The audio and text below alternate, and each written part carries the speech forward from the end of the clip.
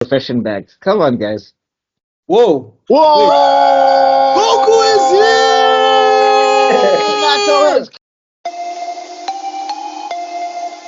Welcome to yet another episode of the Nerdgasm podcast. And I've made a comment on TikTok. We are sober, but I'm telling you, man. So you can find me on Meister Geek Media. Hashtag Reach Us to Thala campaign. Jack. Every time Jack had to find someone from Africa, he's so plain. Okay, I'm tebellokhala. Welcome to Nerdgasm.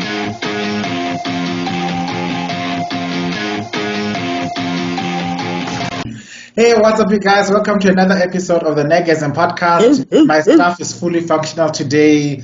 We've made peace with the powers that be. My system is operational.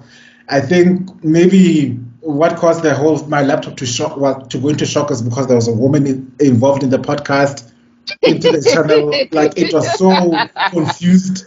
Like, hey. And she's beautiful at the same time. Is it possible to be straightphobic? Was that what was happening? Yeah, that was Your laptop is straightforward. Heterophobic. Not in my channel. We only do sausage fest here. 2 towers. Anyway, we're going to continue with the second part of the Two Towers review.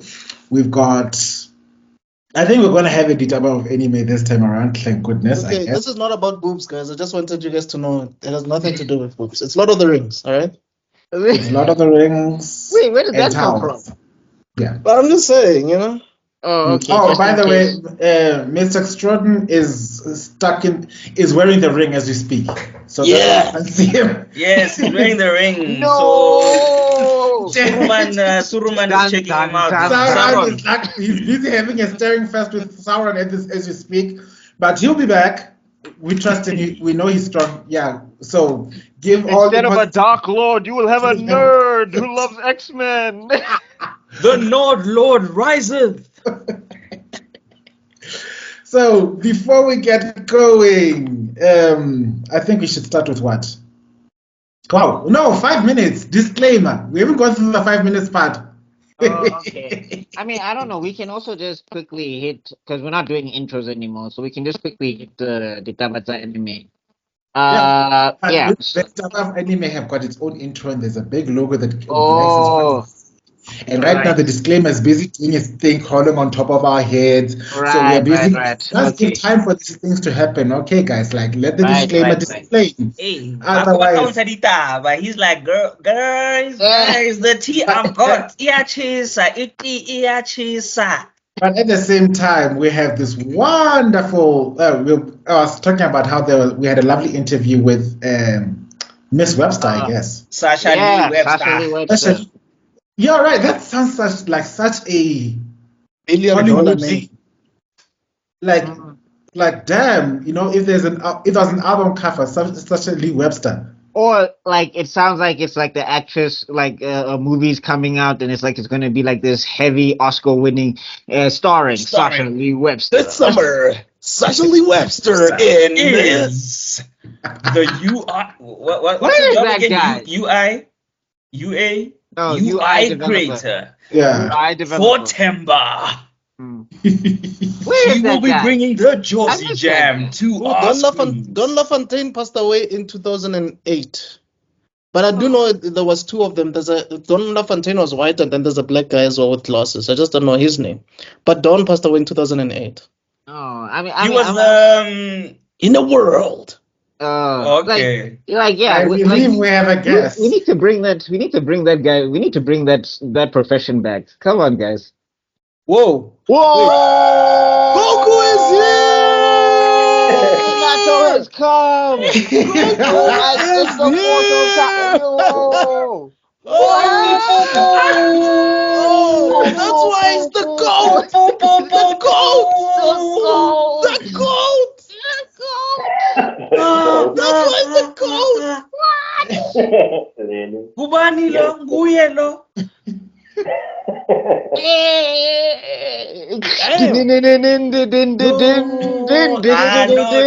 Tebello. Yeah, no, Tebello was talking about he doesn't have you a poker face. Shenron, dog. Yo, I. Your name is Tebello was talking Shenron. about he doesn't have a poker face, and then he pulls this. Your Bruh, name is he Shenron. dances Unlike the your Dragon Purunga. Balls off screen, chief. Wow. Your Purunga today. Yo. Master Anyways, P. the return of Zorro. Hey. Yeah, I don't even know what to say. Thanks, guys. Oh, you Master P. Bowdy. Hey, Make him the say, Sunny Girl. The Sunny Girl can "Oh." we can finally get back onto the main plot now. We're done with the filler. One long ass filler then. Wow. This filler is akin to what Naruto Bleach. Hey, I feel like we need to, like, Maze needs to play in the background now. Hey, Something dog, like, something. welcome back, welcome Guess back, who's back? welcome back, Guess who's back? Back back again. Phila's back. Tell some Hello, friends. friend. Guess who's Guess back? who's back? Guess who's Guess back? who's back? Guess who's Guess back? who's back? Guess who's back? Guys. Guess who's back? Na na na na na na na na na na. Da-da-da-da-da. Hey man, it's good to see you. It's good to hear from you. It's good to hear from you, bro. For real. Yeah, thanks, guys. For real. I appreciate the love, man. Thanks, guys. You're coming from the dimension of the Yes. dimensions. Hyperbolic time chamber, man. Remember what happened to Sasuke when he was like trapped? Bro. Yeah, I was with the Orochimaru, actually. Hey, Nah, man, it's really good to have you, bro. Yo. Blink twice if you need help from. If you want us to call the special hotline for abused children if you're with Orochimaru. No, man, not the origin Maru part. I think it was like, wasn't it Toby or something that did that? Was it Toby? Oh, Kunja, yeah, Toby, when he was getting the eyes of Itachi or whatever. Yeah. Oh yeah, Kamui. But you guys Anyway. did shit. Kana there's still Orochu Kelly. Hey. Yo, guys, I was also doing some. Okay, this day I was hyperfixating on the Drake and Kendrick Lamar, whatever, when I was supposed to be doing work, and I've learned a lot of things about Drake is closer to Diddy than I ever thought. I'm shooketh. Wait, what? Wait, can we please get to the actual Ditabata anime because I don't want to. Oh, tangent Kai!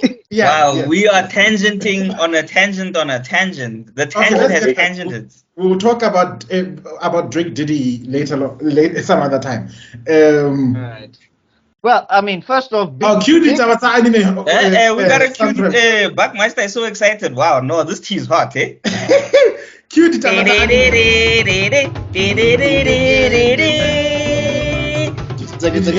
Okay. Well, first off, big one. Phila is back. That's some big news, guys. Come on, like it takes precedent. Yeah, dog. It takes precedent right now, just for a couple seconds. I don't even think he knows to call him Minato. Yo. Okage. Yeah, Okage-sama. Oh, wow. Yeah, you didn't know. Wow, I've been keeping secrets. What does that make me? Ew. It makes you the next contender for Geek Heresy because wow, the poker face you just pulled. Yo, dog. Dog. And this time there was no fan, so that was You've been in the gym, chief. Like, yo. That was a red herring. There was no fan, there was no nothing. Yeah, you need we need to sharing again. Okay. All right. Fine. Back to the the whole time. So it was really well played, dude. Yeah, No, all right. it was well played. We were proper shook. Yeah, okay, so the next one is should we start high, low, or low, high? Low, high. Low, high, I guess. All right. Well, I mean, they're both technically lows, but the next low is funnier. So a couple of days ago, Comic Storian passed away. If you're big into comic books and if you've been following comic books for a long time, like I have, you're definitely aware of this guy. I'm not going to say that I was the biggest fan, but I liked this channel a lot. It was very comforting to know that he was on it. Like, I used his channel to gauge how YouTube was doing. You know what I'm saying? Because he had very safe content. So if he was in trouble, I know that every YouTuber is in trouble or something like that. Yeah. So yeah, Benny Potter, aka yeah. historian. Yeah, Benny Potter. Yeah, he used to narrate a lot of. He got a lot of people into comic books. He got a lot of people into Spider-Man. I liked his Batman stuff. I think it was my favorite. Dude had a voice on him. Dude could voice act and all of Yeah, that. definitely. He would narrate like the comics and basically just read everything out loud, using different voices and stuff. So Oh, basically that's cool. a comic audiobook. Yeah, basically. So Hence comic historian. Okay, he no, was I'll going definitely to check it out. I'll but definitely he check it out. but he also had something called Manga Storian as well, I believe. Yes, He had different channels actually. Yeah. yeah. He had like I think he had like four or something like that. He was also on Absolutely Marvel with Cell's Comic Pop. Like Yes. I mean, the guy was fun to watch and everything. It's very sad that he's gone, and to me, it's even sadder the way that he went out. Because news reports are saying that it was he flipped his own car, so it was like a car accident, and that usually happens on long drives when you're driving like solo dolo. There's a lot of stories like that. So it's just like, and I mean, towards like I think last year or the year before or something, I just remember him releasing a video about how Comic Historian was undergoing some problems. He had to get rid of staff members. He was taking it on the chin like a champ. Okay, I mean, like he was doing the things that he needed to do, and like he was, yeah, but it maybe some of that stuff caught up to him. I don't know. The point is that this. I just also want it to be a cautionary tale to like creatives out there that you cannot be burning yourself out on this stuff because like stuff like this could possibly happen. Again, this is speculation. I don't know exactly what was the cause behind that, but I just know that overwork and burnout and all of those things is a thing in this industry that we're in, and Yeah. it can have deadly consequences if you're not like aware of that stuff. So Yeah, like, look, BuckMeister, I don't know if you saw his video. I saw his video that he released 2 weeks ago where he was talking about how he's a creative, right? Like he's been a creative his entire life, even though he went to the army and all of that. yeah. But he is like he was an artist, he could draw and everything. So he always felt like he was limiting himself a lot with his creativity, right? So that's why he was even planning on creating a new channel because he had a channel where he was doing like long format videos and he realized that the algorithm was not working. But then also what he did was he wanted to create a new channel where he was going to explore his creativity. Like he was all excited about it and everything. So it's quite sad to hear that Yeah, events I'm just unfolded the way they did. like the accident to me, like him flipping his own car, which is what the reports are saying. I don't know. It sounds like dude was like going through it a little bit. I'm just saying maybe in terms of stress. It's not even like it's a depression thing or whatever, but like they can be. All it takes is just a second, like a lapse in judgment, just a second, and like things can change forever. So I remember the just be time. careful just be careful, guys. Creatives out there, people in general, just be safer on the roads. Take your time. If you need to rest, find a place to rest. Yeah. Like just do like life's too short for this type of stuff. And bro went out at 40. 40 is young, guys. Like I mean, we really don't know. I mean, it I could have know been an how it animal on the sounds road. coming from me. I know how it sounds coming from me, but 40 is hella young. Yeah, Zuko so is young. 40, so look how young he looks. And believe you me, I'm not ready to live in a world without Zuko. So Zuko, you better stay around. You hear me? Hey, one thing I do is I nap. Hey, yo, one thing I do is I nap. So me and rest, I saw, and ancient That's the key lovers. to immortality. yeah, even there was a point in time I was overworking myself. I was like working weekends, catching up. Now, come Friday, my laptop when I switch off my laptop on Friday, my laptop is off. It will go back on again on Monday.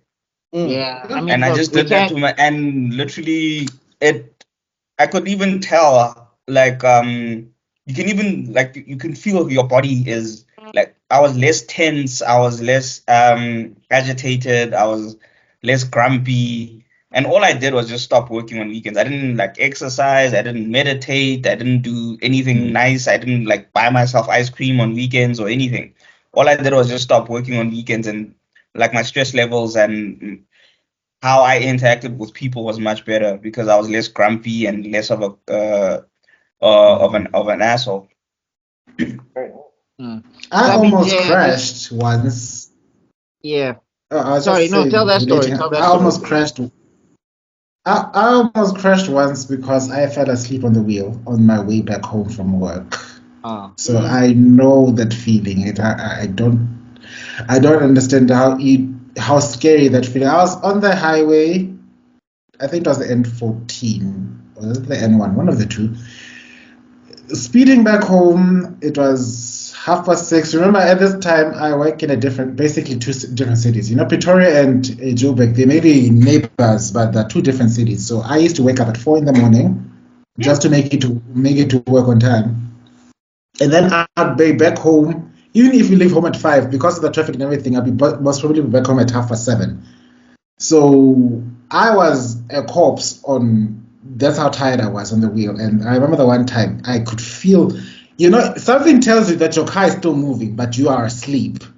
And I just shook myself awake and I saw that I was heading straight. I was swerving off the highway, and I swerved back, opened all the windows of the car, played as the loudest rock music I could ever imagine.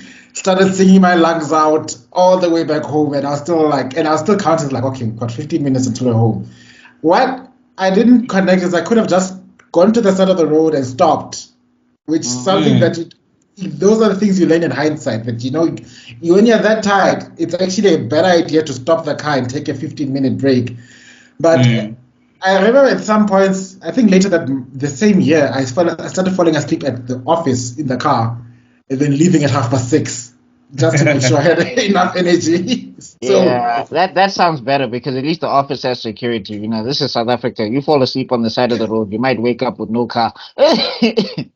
Yeah, and funny just- enough, you are still sleeping, but the car's gone. Like how? So, Or you get woke up by Mandela in heaven, like, wake up, my child. wake up, you piece of Why were you sleeping on the roads? Do you not know what country you are in? spunk pan dead.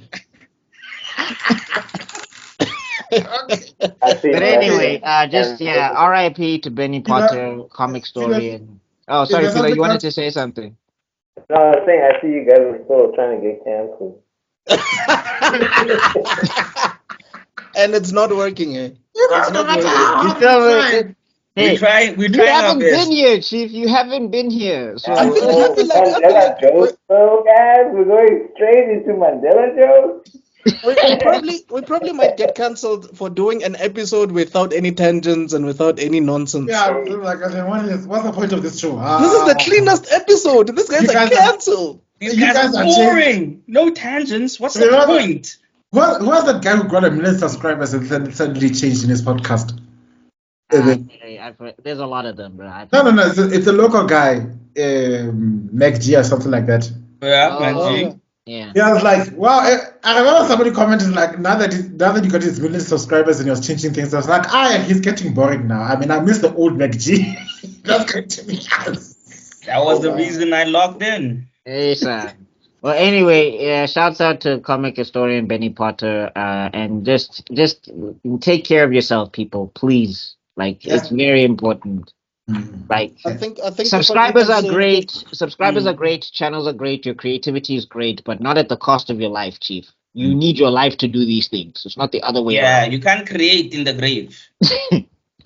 Yeah, I think I also just want to say, man, just if you have people that you know that you can trust and who are discreet, please talk, vent, because sometimes we keep these things to ourselves, and because sometimes if you talk, you never know what your friend might do. Maybe they might come through and say, "Hey, man, get off your high horse. Like, sit down. Let's play a game. Let's watch a movie. Let's just talk about life. Let's go to the park. Let me drive you. Maybe you're tired. Let me drive you." Exactly. So speak up, man, please. Yeah, and so long as I know it's also Pride Month, but it's also Men's Mental Health Awareness Month. I don't know why people are busy. I don't know why some people in the Pride Parade are fighting against that. I think it's equally important, both sides of the equation, because if you can dispel the patriarchy, then the LGBT becomes free, one way or the other. And the patriarchy is the single biggest poison against men's mental health that I've ever seen in my entire life.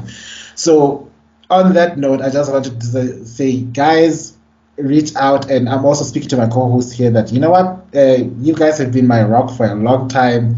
There's a lot of things that happen behind the cameras that we talk about, and we support each other in so many different ways. And that's true. And I just wanted to just say I appreciate you guys for this wonderful support system. Even my folks have said, I'm so glad you got decent friends now, because I think that's one of the things that used to concern her the most. So yeah, so thank you guys, and yeah, you're all my rocks. Oh man, I don't know I'm not which supposed to cry. podcast Let me your turn my parents are camera off. watching. I'm not supposed to cry on screen, man. Oh, sorry. I don't you know heard, which guys. podcasts He your said parents are we watching. are the rocks, so you we know. are anything but decent, dog. Like we are. we are the rocks, guys. We are the rocks. So come on. If you smell la la la la la, Can you that's how. smell the male Hi, bonding Mom. in That was this a lot of podcast? Naruto. That was a lot of Naruto right there. Like I Yeah. can even hear the soundtrack, the ding ding ding ding ding. And that's how men deal with our trauma. Ding. No. On a serious note, though, yeah. Just moment of silence for Ben Potter, and please just take care of yourselves. It's important. Okay, and then next one. This is gonna be a lot more funnier. It's still kind of depressing, but it's gonna be funnier. Blade is still taking forever to get made. Good God. Blade is never getting made. I think Blade is blunt now. They should just call Hey, it blunt dog. Blade. No, it's in Zimande, dog. It's in Zimande. It's the blade that can't cut. That's what it is now. But why is it being delayed again? No, No, apparently guys. the news is like so a scooper hit me up on Twitter. I've spoken to them before. Apparently they work for Marvel. I don't know. They're saying that Ali is being difficult on set, but to me that sounds like Ali is trying to make the best movie that he can make, and they're clashing with him on this idea. And the thing is, I'm on Ali's side for now with Right. what I know because I'm looking at Phase 4. Yeah. This guy is trying to tell me that they want to be more comic book accurate with Blade. And I'm like, one, the comic books turned into Blade into the movie Blade version anyway. That's what they have been for since the 90s. If you Right. look at every iteration of Blade, it's got some remix of Wesley Snipes going through there anyway. Yeah. And then also on top of that, we've seen Phase 4. You can't tell me about source material when I'm seeing Phase 4. Like, I don't know which movie in Phase 4 honored any source material. There's even a video of the writers coming out and they're bragging about, oh, we didn't read the comics. Oh, we decided to push the comics to the side. The comics are cool, but we're Not going to even do a our own synopsis, thing. guys. They didn't even read a synopsis just to understand what the thing is about. So I'm like, dog, we on like, and to me, it doesn't make sense that Ali is 50. Like, he's pushing like 54, I think, or 50, somewhere there. He's in his What? 50s. He looks Yeah. good for that age, huh? I thought he was in his 40s. Nah, he's pushing his 50s, apparently. And I'm That like, don't crack. dog, yeah, but I mean, the bones cracked, Chief. How is he going to be spin kicking in the Blade movie? if And they he's, smoke some, but they don't crack. Yeah. yeah, but, oh, Lord. Not okay. Anyway, back to Kai. So back to this. Yeah, I'm just saying, like, it's really frustrating that it's taken them forever to get this movie made when they made the announcement in 2019. I feel like this is on Marvel at this point because don't make an announcement then. And like you also missed opportunities to put him in Werewolf by Night and in Eternals because in Eternals his cameo, he's a voice. He's off screen. Why didn't they show him? Like that doesn't make sense. So, Guys, they're not serious. Let's be honest. like, and I'm saying it's getting to the point where he's gonna age out, and people are like, "Yo, Ali should just leave." And I'm like, I don't know if that's a good idea because the only reason Blade is a conversation is because he pitched it to them. If Ali leaves now and they don't have an actor, we don't have Blade. Hey, guys, So he's stop. basically acting like Henry Cavill in The Witcher. Yeah. Yes. It sounds like it, but I'm saying the thing is we that see they're what arguing. happens to Harry Cavill. Yeah, but the thing that they're arguing is they're saying that Marvel wants to make a comic book accurate Blade, and I'm like, I don't believe you. And he wants to make a Wesley Snipes movie, and I'm just like, yeah, it's fine. Make a Wesley Snipes movie. It's fine. Like, just rehash the first one if that's what it takes, because we're not getting it at this point. Right. didn't it save your Marvel MCU in the first place? The Wesley Snipes movies. That's the original Marvel movie. That's the one that I saved mean, them. no. I mean, I disagree. I think he should leave because at the end of the day, if his fight is with the system that's in the Marvel exec and he can't make the movie he wants to make, why be miserable making the movie he doesn't want to make? Yeah. Mm. Because Yeah, but I mean, what the if thing it's is, if so he good? leaves, Yeah, What if it's so good that it demands you do have a sequels? point. How is it gonna work with them then? You know what I mean? What if it's so good that they cancel it? Recast the child. yeah, but I'm just That's all saying, I'm gonna I say. I hear you, Pila, but I'm saying like then I don't see them making Blade. Blade was never a priority in the first place. He had to pitch it to them, and they just didn't get it together, which is crazy to me because everything in 2019 that was announced alongside Blade, including something that was like quote unquote an original property that they didn't have a plan for, they figured it out. Like they figured out how to do WandaVision during COVID. They figured out Agatha. how to do Falcon and Winter Soldier during COVID. What is taking them so long with Blade? Like they But keep I'm that's the telling you hiring thing. and guys, about What's me. taking They it? don't want to. It's not a case of they That's don't the thing. want to. I There's think no they way a do. movie announced in 2019. It's 2020. It was supposed to be released in 2022, end of 22, beginning of 2023. Mm. It hasn't even. They still trying to figure out the story of it. we're looking at 2027 now. Sorry, Pillar, you were saying something? Oh, sorry, guys. I was gonna say. I think they, like you said, it's a creative difference issue, right? So if Mahershala Ali can't make the movie he wants to make, and the studio's like, we're gonna make Blade, but we want to make the the current version that they have in their mind. If I was him, I think he should just leave because at the end of the day, would you Yeah. rather have no Blade or shitty Blade? I'd rather have no Blade. My I mean, I'm the guy is a because the two shitty times. Blade is gonna be, you know how it is. Oh, this isn't Blade. We hate this. Oh my God, look what they did to Blade. Oh my God. I would, Mm. and then you won't get another movie for another 10 years. At least if they just We're not cancel getting it yeah, anyway. Like if they cancel it now, it's still the same. I would take a bad Blade because at least it means Blade is in the ether somewhere. Like people can complain about it, and then maybe that will lead to something.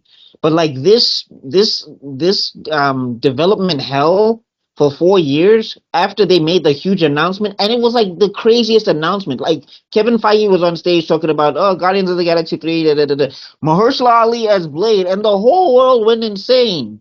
Like people were doing yeah. fan arts out the gate, and I don't understand why it's like, and like directors are begging them to do this movie. Like Chad Stahelski, who did John Wick, he's been begging Marvel to let him do the Blade movie. Like Brian Hill just finished writing a Blade comic book, and he's also a professional script writer. Like approach these guys, ask, but it seems like they don't want to do it, and I don't know why. Like if I he just wanna say. leaves, if I he just, leaves, I'm just hoping they have another actor in the wings to be Blade. That's what I'm hoping for. But like, and now I just see them canceling the whole thing entirely. Sorry, Mr. Extrodin. no, You were no saying? problem. I just want to say, I mean, the guy's a two-time Academy Award winner. If this Blade thing doesn't work, I think he can just talk to James Gunn and see where he can fit in the DCEU. Sorry, the DCU, because I do know we do have a few interesting black characters in the DCU. So, well, in DC. So I think he could just do that. Unfortunately, maybe Blade, Oh, because I just want to say oh. something quickly. There are rumors that Wesley Snipes is gonna reprise his role as Blade in Deadpool and Wolverine. I don't know how true that is. So, I mean, this whole Blade thing is it's just not gonna work in this case because like people are just gonna I be like, love we want Wesley, Snipes but back now. no, Because remember I what love happened? Wesley. I love Wesley, but we need a new Blade. It's becoming the Hugh Jackman thing again. It's like guys, Yeah, and Tobey they need to. Maguire and who's this guy? Andrew Garfield, where people are like, we want Spider-Man 4 and Spider-Man 3 and whatever. So Marvel is just a mess. I say rather go to James Gunn and see what you can do in the DC universe. Maybe become an interesting black character from there. I don't know. Yeah, well, I'm Spoken saying like like a yeah. true DC fanatic. Oh yeah, sabotaging Marvel. Hmm. No, not But anyway, necessarily. I mean, honestly, anyway, guys. all I'm just saying is I, like they like I'm just saying, if this thing fumbles, which it looks like it's about to, because people are like, let them cook. They're trying to make it good. 4 years, seriously, for Blade to kill vampires. And before Before somebody says, COVID. and before somebody says, oh well, Blade was not always that great. He didn't have a lot of source material. Agatha Harkness has a TV show. And we don't know And anything. Ant-Man and Scott Lang Ant-Man, the second Ant-Man, by the way. He's the second. He has a trilogy, guys. Not 1, him. 2, 3. And they made a completely forgettable show about Hawkeye, the most uninteresting member of the Avengers. Oh, by the way, speaking of Hawkeye, there's a season 2 coming up. But Blade can't get a movie, guys. Come on, like You know what? Listen to this, guys. Listen to this quickly. Okay, yeah. So Jan Damaj, he's left the reboot, and he was the second director after Bassem Tariq to leave. So they're already on their third director. Yeah. So I'm sorry, guys. I know Wesley. I think we should put some dark magic on the Blade trilogy. Somebody put some hex on it. Why is it so fast? I don't know the reason why, but I think we should just accept that we're not gonna be getting Blade. Like I've accepted it. If it comes, yay! But I've accepted that we're not getting Blade. Yeah. Which is I have wild. I have more hope of a recast T'Challa than I do of Blade. Yeah. Wow. Okay. Look, I'm just saying. He needs to leave. Like, he should do what's best for him. I'm on his side at this point because I've seen Marvel and it been flopping. It's not just this one thing. They've been flopping. Like they've been not promoting movies. They've been making weird decisions. Like for example, Phase 4. Somebody was like, "Why wasn't it Secret Invasion? Why did you want to have a Secret Invasion TV show when you could have done a whole phase just around Secret Invasion?" Yeah, that's a good question, by the way. I'm still waiting for a proper representation of Doctor Doom. At this point, they can barely get the superheroes right. You want them to try to... Okay. Anyway, that's the two pieces of news. Is that Blade again has lost another director, and like because the other thing is just on a quick recast of Charlie tip. Apparently, this also happened with Chadwick, where they were planning to replace him already after Black Panther 1. They were already going to throw Shuri into the mantle, and Chad had a problem with it. So it's sounding like that's what's happening here. And it's just like, I don't know why you guys are fighting the source material. Golly. Okay, but anyway, that's the news. Just imagine if Disney took up an IP as big as Tolkien. The level of mess they would have made this universe. Thank God. Aragorn would be beatboxing, Chief. I mean, thank God for New Line Cinemas and Peter Jackson, and also the Tolkien estate for being as gatekeeping with some of its IP that as it could be when it comes to certain things. Because we do argue about gatekeeping many times, but sometimes when you see people disrespect other people's IP, how on earth do you think they're going to respect yours? Anyway, that's my wise moment of the day, I guess. Let's move on. Anyway, that's that. Yeah, so I mean, hey, look, I think if Ali leaves, I just hope they don't scrap Blade. But it's Marvel's fault in my opinion. Like anybody trying to pin this on Ali, I don't believe you. Until there's evidence. Like unless he's pulling Ezra Miller maneuvers on set. They finished with Ezra Miller, so I'm just saying. They finished the whole movie with Ezra Miller kidnapping children and starting cults. And that lady who was busy beating the heck out of Johnny Depp, what's his name? Amber Heard. Amber Heard, yeah. So that's Warner Brothers. Excuse me? That's Warner Brothers. Well, I mean, if we want to go down there, I mean, they also finished Infinity War with Josh Brolin, and he had domestic cases going on. So that's true, and alcoholism apparently. But hey. Okay, guys, Kai, let's get into the movie. Otherwise, we won't finish. Yeah. Anyway, cue the Lord of the Rings soundtrack right now.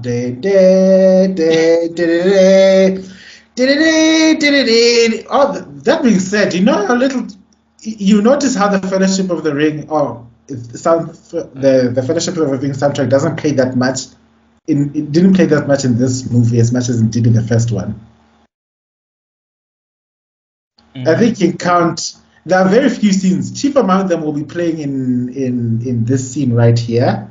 Where I'm pointing a little more later. But that's one of the few times you actually hear the soundtrack from the particular melody playing. That being said, let's continue. In the last episode, we ended up with last time on Lord of the Rings. BuckMeister broke the internet with his very inappropriate joke.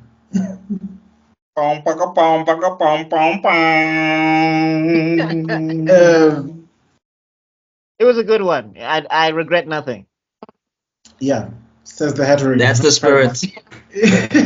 Anyway,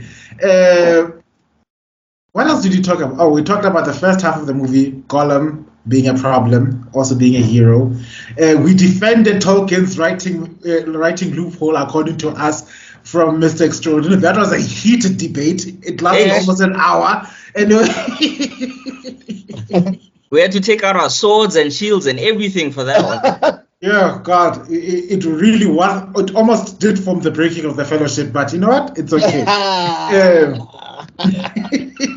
We survived this day.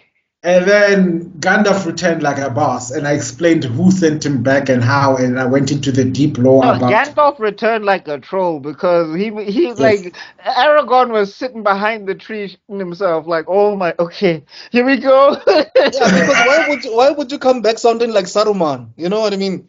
Boss, guess what, mother effer, some back. You're like, yo, chill. Like, oh yeah, that was my name, Gandalf. Which also brings, somebody did highlight that the fact, are you telling me those two hobbits didn't say Gandalf when they saw him, or they just saw this big beam of light? They just saw the light.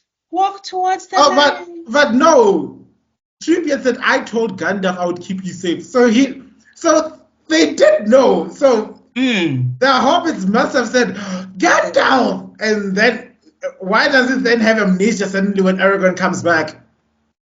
Because it looks cool on camera when he does that, especially after he went all badass on him. Oh, maybe they didn't say anything. They were just like, "Oh, you're back," and he was like, "Yeah, I don't know." I'm sorry if I see someone who I thought died. There's no way I'm not saying their name. I'm not gonna go. You're back. I'm gonna go. But whom? Get away now. Ban. I'm saying your name. So. Right. Okay. Anyway. There's a plot hole that we agree on. Moving on. I think Gandalf is suffering from old man syndrome. He's like he became a grandpa again, and then like, what did they call me again? 400 years old, or however it is, 300 years old. Thousands, if not longer. Thousands. Utla, you see, I was even giving him props, Kanti. Yeah. So at some point he spoke to him, he heard his name and promptly forgot it. When he said, "Oh, an elf, a man, and a dwarf in this forest. Let me go troll them for a second." And then, what was my name again? Oh, Gandalf. Oh, yeah. It's that peace pipe he's been smoking, man. It's him. It's that grandpa from that gigantic frog from Konoha, or the sage frog. The amnesia when it comes to names. What level? I'm calling everybody boy. Yeah, what is the name again? All the time. Yeah, okay, so yeah, then after their reunion, right? That's when they ride for Rohan, right? That's when they ride for Rohan, and then we have the scene where Triviat is telling them he'll keep you safe. That there are too few ends now to manage these wild trees that will harm them if they can. And then immediately get cut to Sam and Frodo. Oh yeah, Phila. Yeah, we are doing the theatrical version of the movie, not the extended version. Yeah. Honestly speaking, I think we was the extended versions, but okay. What's the extended version, Chief? That thing was almost 4 hours long, bro. I think it was like, That you guys were strong. I don't know why you tortured yourself because I'm thinking like I said, that bro. Now I broke it up. I watched it like I would watch an hour a day or Nah, something like that. I think my beard grew from the experience. Like that's how long this wow. Have you Okay, I'm seen not gonna the say reaction before and my after?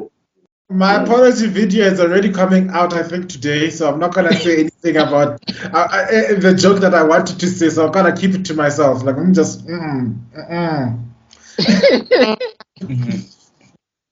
Oh, for context, Phila, I was supposed to make an apology video for being height phobic because I kept on making short jokes. Mm. So about the hobbits, Excuse me? about the hobbits. The Hubble. The Hobbits. No, not the Hobbits. I was talking No, about. about us. About me and Buck. But us, as a human being, yeah, you should apologize. Why are you trying to be Drake? Oh God! Mtrizana. So Hold I made an apology video explaining that I'm not height phobic. I do in fact have short friends. So Mm. I am sorry.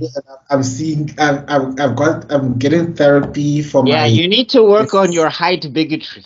Yeah, I'm I working on would, it. I would say I accept your apology, but I don't think I speak for the short community.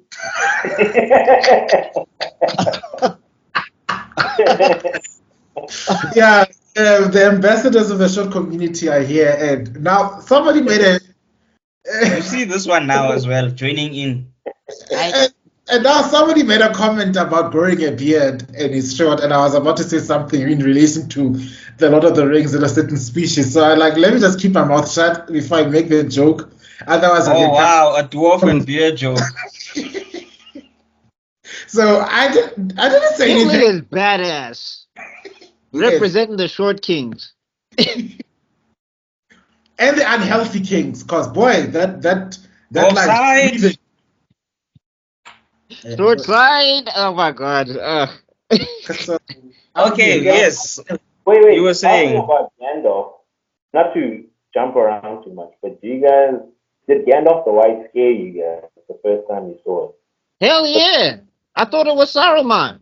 No, but even when you knew it was him, did he scare you? Because I won't lie, dude. When I saw it, like even like in Return of the King, or like even towards the end of this movie, I was like, yeah, I know he's back, but I don't feel like it's the same guy. This guy No, feels it genuinely didn't feel like the same guy. He didn't scare me, ne?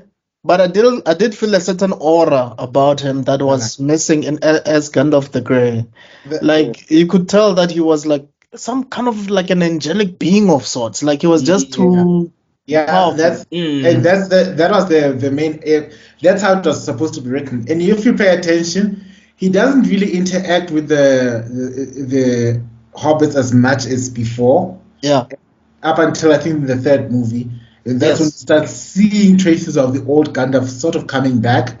Like his scenes with Pippin, but- they remind you of Gandalf the Grey. But until then, it was boss mode. I've got a job to do. I've been sent by head office to clean up this mess. We are in the third quarter. You're all in the red. I don't care if I'm gonna be downsizing as soon as I can. So some people are gonna take a walk. I need to use this budget before financial year end. Yes. No wasteful expenditure. Before the Auditor General comes through. Yeah. Speaking of which, I don't even know. Do you have a president yet? I guess we'll find out later. Do you have what? Do we have a president yet? Technically, yes. Kind of, sorta, yes. Yeah, but let's leave. We've already gone through so many issues that if you go into politics in this show, I swear to God, then Because Steinhoff is the deputy, so gasp. But back to the matter at hand. Yeah.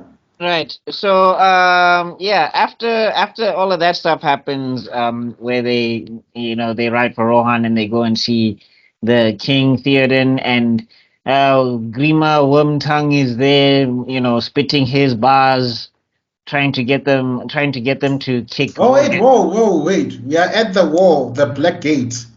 Oh, Now. Because it's Sam and Frodo, they're glowing up then you see the Black Gate of Mordor. right.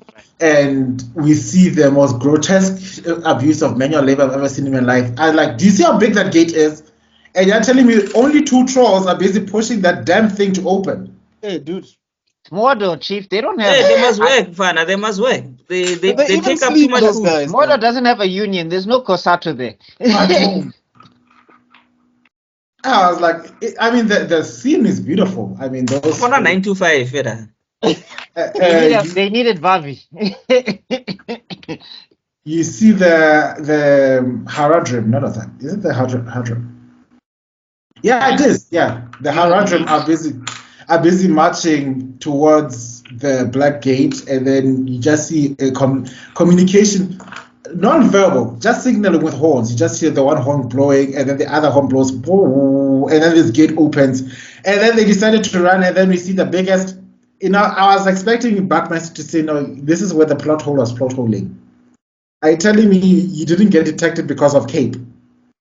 No, isn't it because it's the elf cape? It's a magical cape. It's not a regular cape. Doesn't it have magic cape things that allow them to camouflage themselves? I'm assuming that's why they gave them the capes. No way is it written that those capes could do that. No. It's not. It's just a normal thing. What I'm saying is because the elves gave it to them, and the elves gave them a bunch of magical items. In my mind, I was just like, "Oh, the capes are magic." No. Not that I know of. No. That was just. It just so happened that at that time that thing just looked like a rock. That's it. My brain put 2 and 2 together. I was thinking my brain did the same thing, Buck. I just thought I thought it was a plot hole, but I just figured it's magic capes. It was the plot armor was plot armoring for me at that point in time. Yeah, for me, from the first time I saw it, I just figured that it just so happened that cape looked like a rock. That's it. No, like I mean, look, jump. if we want to start talking about plot armor, there's a lot of things that these guys survived that they shouldn't have. Like Frodo running from the Nazgul when it was on a horse, and he's just on 2 feet, and he still made it. After that, I was like, it is what it is, Chief. Okay, I just did a quick search. Yeah. So it says the cloaks are likely magic because almost all elven crafted items held some magic property. However, whatever spell or enchantment was used is not clear. All right. Okay. Then, yeah. I don't know whether you're reading that from Cura or Reddit, but okay, we'll take it. I'm saying like this is the thing, when the writing is so tight and so good for a lot of the movie, like plot holes, you can kind of explain them. Yeah. Plot holes you can forgive them. Yeah, plot holes and plot armors you can start to forgive actually. But if you see stories where the story has to be carried because of plot, 80% is plot armor, then you're like, Mission Impossible. Not even that. Like, if the story is bad and then the plot armor on top of that is plot armoring, then you're just like, come on. Like, looking at you, season 7 and 8 of Game of Thrones, I'm not gonna stop. If I think I'm gonna get off the hater train for season 7, 8 of Game of Thrones, it's not gonna happen today. There's no apology video for that one. You see, behind me, this is Tebello on his off days with a bow and arrow. Just taking shots. I'm the Kendrick Lamar of season 7 and 8. I hate the way that you walk. I hate the way that you talk. I hate the way that you dress. I'm the biggest hater. Yeah, I'm the biggest hater. Like, what? I hate the way that you write. I hate the way that you kiss. I hate the way that you kiss your cousins. I hate the way that you ride your dragons. Kiss your cousins? Dragons is happening here? No, what's her face? Jon Snow and why am I forgetting a blonde lady? They're related. Daenerys. How do you forget the queen? Bro, it was not. They were not even cousins. Like she was. She was his aunt. Oh, I thought they were cousins. Yeah. No, auntie. Auntie chief. A nephew. Moving on. Not even Broke got down like that, bro. Not even Broke got down like that. What are you talking about? People are busy watching House of the Dragon right now, where this uncle is married to the niece. Like the incest is incesting hard in these things, and then like everybody doesn't bat an eye anymore. Like guys, even when Jon Snow was like, yo, my aunt, you can't do this anymore. She's like, nah, nigga, we're doing this regardless. I'm like, She was like, nah, it's too late now. Already fallen in the honey trap. Unleash the dragon. You don't unleash this dragon on me, papi. You don't unleash this dragon on me, papi. So at least Lord of the Rings, they tried to say that it was thousands and thousands and thousands of years, like they're thousands and thousands of years apart. So at least in my head, I can, kind of. But okay, guys, we've done like 2 minutes of this thing, and we are 20 minutes into it. Right. Okay. What I wanted to highlight about this important scene is that we see here Smeagol, even in his innocence, is still plotting, like you mentioned last time, because that's when he gives them the idea that there's another way, a secret path that you can take. There are stairs, and then you can hear him deliberately say, a tunnel, as if there's a little gap, because he knows what's in the tunnel, but he's... No, but you also see that craftiness is what saved them, because Frodo's plan was to run straight into Mordor. like how? Sway? How? I undetected. How? Like Frodo survived through pure luck, and Sam. Yeah, but Sam at the same time was like, Sam was like, no, we can't do this. We can't do this. We can't trust him, Mr. Frodo. No, Mr. Frodo. Like, the reason why they end up hiding with those coats is because Sam is trying to stop his boy from running headfirst into danger. No, it was the other way around. Sam was like looking over the rocks like, I can see a way down. And Sam, what the hell are you doing? Do you not see how big you are? Do you not see how small that rock is? Did you guys love how Sam's superpower is just common logic? Yes. He's just like looking at everything around him. He's like, this nigga is obviously trying to betray us. This nigga is crazy. Nigga, can we just don't go into the war? Nigga, that's literally his power. The whole show. I mean, the whole movie. No, that's why he's like, he's one of my favorite characters in this thing. I think, like I said, but I always give Frodo like some leeway because of the ring. That's kind of why. It's messing with his mind.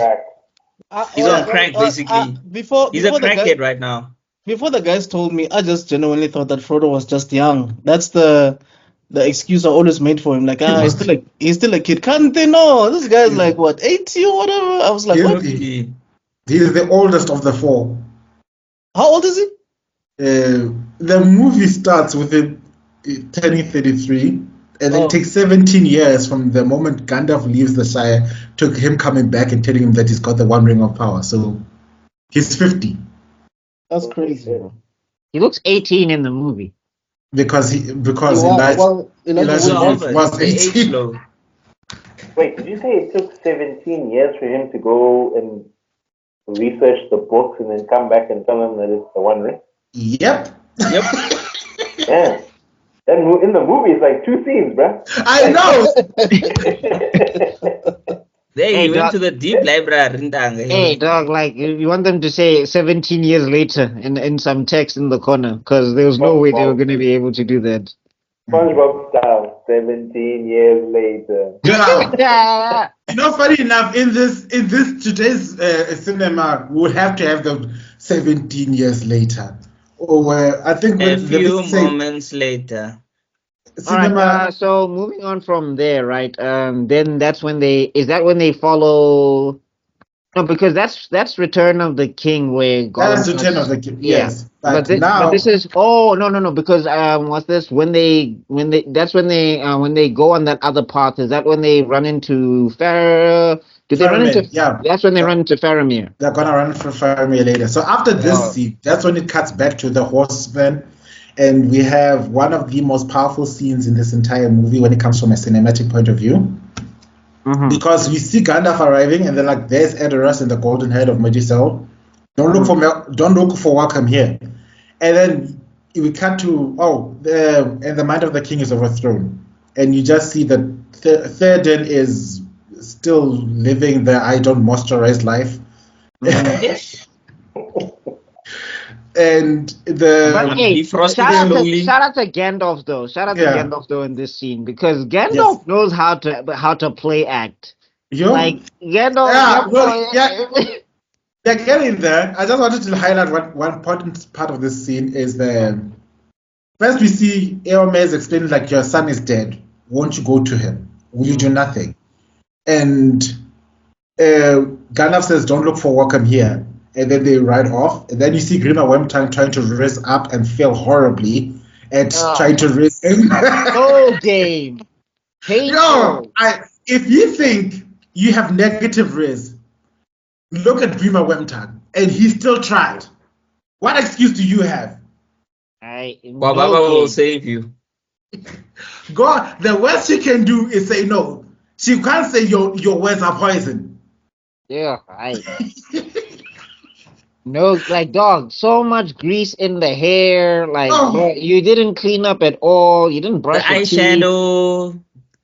Why is your skin literally almost translucently paly? No, but I think he was just depending on the money that he was getting from the king. It's like, I don't need to bath for none, dog. These girls will just come to me. Eowyn is his niece. She's as rich as you, dog. She don't need money.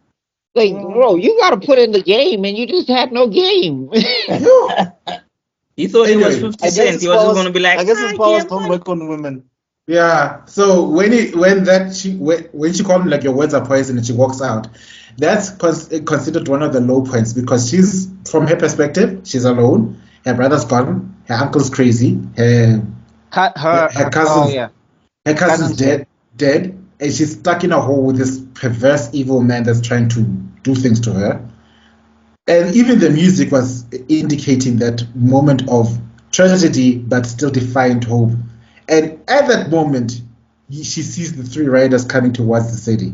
And that moment, that's when the first time you hear the Rohan theme, that violin strike, na na na na na na na. That's when it first starts. It doesn't even, the song itself doesn't complete.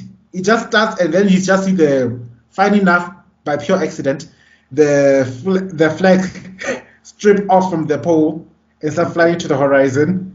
And that part was a mistake. The part where it lands next to Aragorn could have been considered a little stage theater, whatever. But that scene and the opening moment of the movie indicates that the changing direction of the movie, where everything bad was happening, and now the good things are starting to kick in. Now the good guys are gonna start getting their legs back. You know what I mean? So at that moment, that was like the tone change. Yeah, that's the tone change. So I just wanted to highlight at that moment. Now we can go on about the exorcism. So first off, we have to start off with Gandalf like, oh, you wouldn't deny an old man a stick. His walking stick. Oh, like, dude, it has a jewel on top of it. Like, why would a walking stick have a jewel on top? No, I'm saying like 5 minutes ago, bro was riding a horse. All the swag in the world, and then all of a sudden he gets to the door. Like, I'm an old man. Oh, Legolas, hold my arm. Oh. And then as soon as he gets in there, he starts flexing. All right, game over. I call it the ancient rap battle 2.0. Remember, Gandalf lost his first rap battle with Saruman back in the day when he was Gandalf the Grey. Now this time we see Wormtongue thinking he can offer some bars, because Gandalf starts with his own bar. The courtesy of your hall is somewhat lessened of late, Théoden King. And then Théoden, even in his wrinkly self, like, why should I welcome you, Gandalf Stormcrow? Oh, by the way, Stormcrow. These words, they all have meaning, by the way. I always love these things. Nerd alert! Tolkien, dog. What legendary? What was the pipe? No, those are some. He was on shrooms, guys. No, he was on shrooms. He was on cow dung. He was From on that- shrooms. From that era, dog. Anyway, I wanted to let you know, the term Stormcrow means a visitor who always comes when bad things are about to happen. Just like when a bird flies into the coop because the clouds are gathering and it's about to hurricane or something. So whenever somebody is referred to as a Stormcrow, it means things are bad when you arrive, which is kind of unfair because Gandalf comes to give you guys warning to say, guys, prepare yourself to fight. That's his job. So obviously going to come before bad things happen. But he got associated with all these things, and that's why he was referred to as Gandalf Stormcrow, especially in Rohan. And what's his name? Oh, Wormtongue starts also uttering his rap battle. Late is the hour of which this conjurer chooses to appear. Last spell I name him. Ill news is an ill guest. I was like... Hey, at least he got bars. He doesn't have rims, but he got bars. No, but I also, it's just like, dog, you look like a human booger. Who do you think you are trying to, sit down, please? Be humble. And then Gandalf repels him as... Gandalf comes back. Recounter. Yeah. No, I'm saying, dog, it looks like you sneeze him out. Like, whoof, I just sneezed out the Grima Wormtongue. Yes, sis. Wow. Yo, but you bug Yo, Gandalf, where was he? Gandalf is taking notes wherever he is. Like, shit, this is good. I should have used that damn goddamn line. Where was this kid when I was meeting him? But what Gandalf says is that be silent, keep your forked tongue behind your teeth. I did not pass through fire and death to bend your crooked words with a witless worm. Yeah, I was like, get him, Gandalf, get him. Gandalf, that was me. His staff. I told you to take the wizard's staff. Oh. And that's when Theoden, son of Thengel, too long have you lingered in the shadows. Hearken to me. I release you from the spell. And then we hear that like, you have no power here. God. One of the favorite memes. How many memes have you heard about you have no power here? I think it's like second from what simply does not walk into Mordor. It's like that's the number one. I think isn't it one does not walk into Mordor, and then you have chosen death, and then then there's you have no power here. Yeah. So this that was just basically the king being possessed by a demon. Yeah. Well, I know it's Saruman. But it was exorcism. Yeah. That's what happened.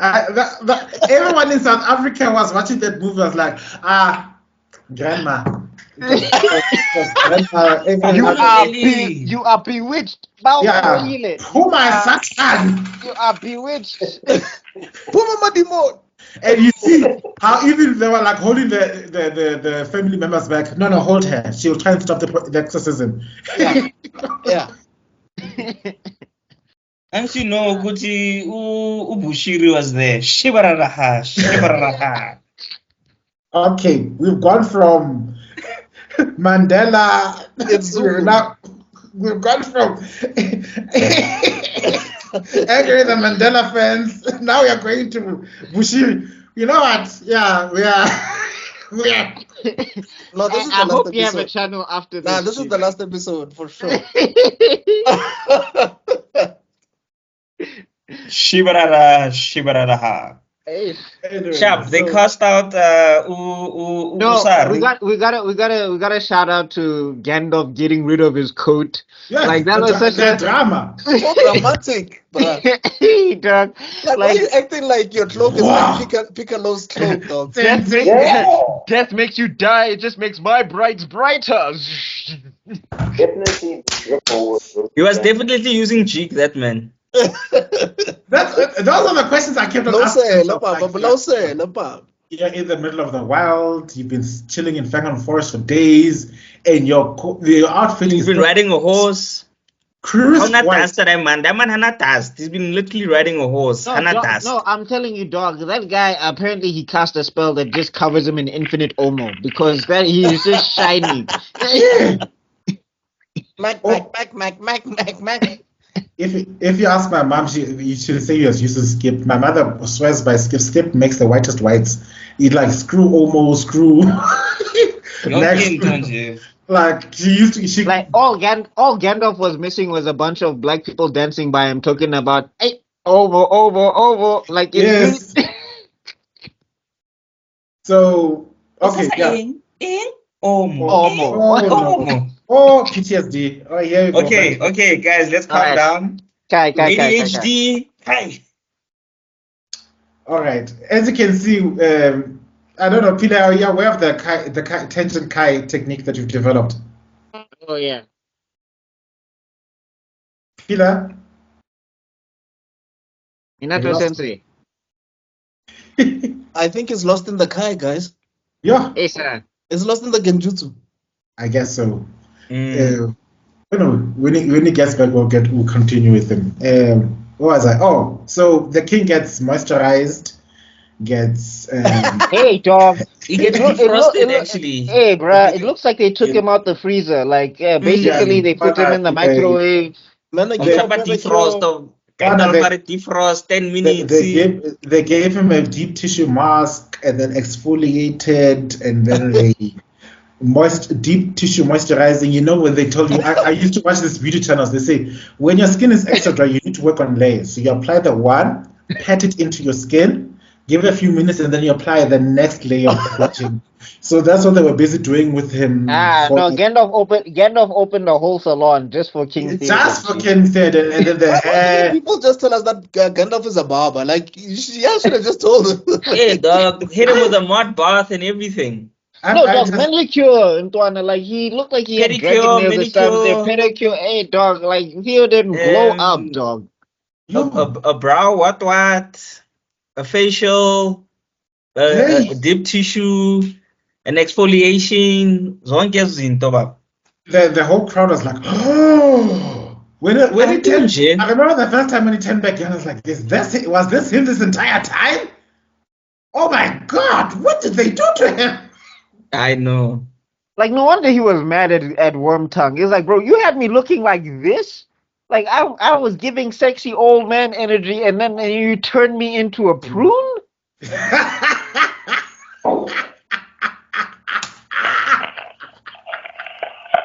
Sexy old man energy. Oh my God. On my side, try to go back to family, but I appreciate it. Thank you very much for having me. Okay. Maybe I'll see you guys next time. Sorry, guys. Welcome back. No stress, man. Welcome back. It was so good to have you. Thanks, man. It's good to see you all. Thanks again. Are we? Bowdy, Master P. Okay, where was I?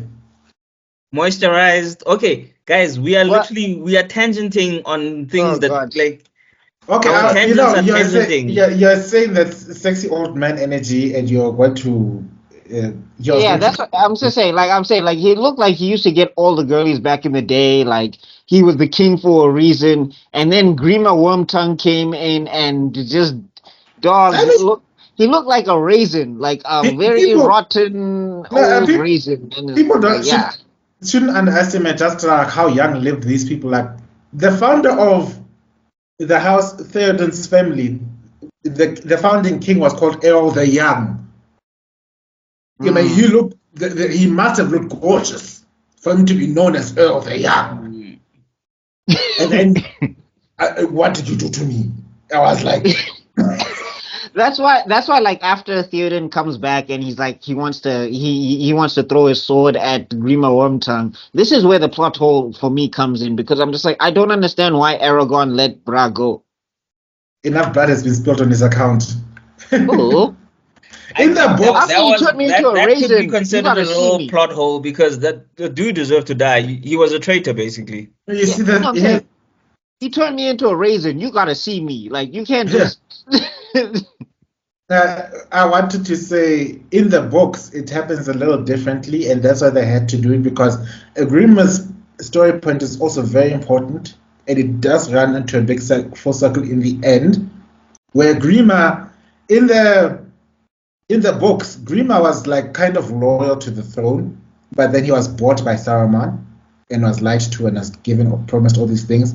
And then he goes through a terrible character development phase where you learn where he gets horribly abused by Saruman later on, and he then gets he's basically the one who ends up killing Saruman in the very end of the books. So now they couldn't explain how Spoiler this alert. spoiler alert what? Okay, yes. Hashtag spoiler alert. No, my spoilers are in reverse. I'm like the wizards in the magicians in Tuna, the MCU. What's his Doctor name? Strange. In Doctor Strange, The sorcerer's yeah, no, Supreme. yeah. Remember the first movie? They said that the warnings come after you learn the spell. That's me. So the spoilers come after I've spoiled. It's like, oh, spoiler. So Yeah. yeah. So yeah. Anyway, that being said, so because of that, they needed to keep Grima Wormtongue alive and not kill him off in this scene. And the only way they had to do that was trying to make like Aragorn be like, be the bigger man, don't kill him. Which I does, mean, I would have just had Grima run his ass off. yeah. And then they failed to catch him. But anyway, I don't know. It's not a big deal. I just wondered why, because I was like, dog, especially when we see how Aragorn is usually with enemies and things, I'm Yeah. like, yeah, he's not very merciful. Yeah, maybe he doesn't like killing other humans, you know? Kill the monsters, not the humans. He was prepared to body Boromir over the ring I so know. quickly. Anyway, I don't know how to explain it, so I'm not gonna try. Anyway, Let me just keep Yeah, let's move on moving from on. it.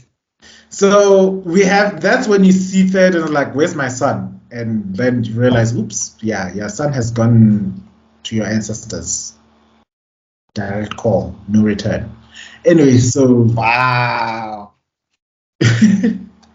He needs Yeah. Mbuzi to contact him. yeah, so we have that scene where Gandalf is basically being a therapist and saying, you know, your son was strong in life.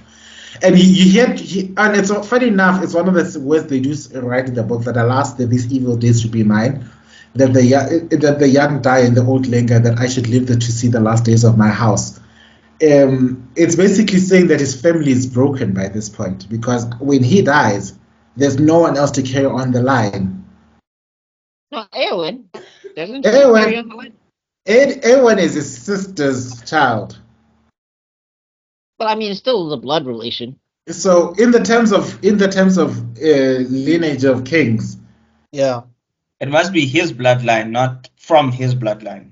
so in essence, yeah, it will But I cost. feel like it's close enough. And also, she's badass enough that like the kings, even like the kings in Afterlife, would be like, you know what? It's time for a queen. Yeah. It's fine. So no, so that's the feeling he had at that point, that he should be the last of his family lineage, basically. And at that moment where people are like, he's broken up about it, here he's now being forced back to the job. He's to learn that the Westfold is fallen. This man and this girl is busy asking, "Where's mom?" Which is a very I once again I like that subtle hint to show war's ugly. I'm sick and tired of television shows that glamorize war for its awesome technologies. Like you'd be watching GI 55 and the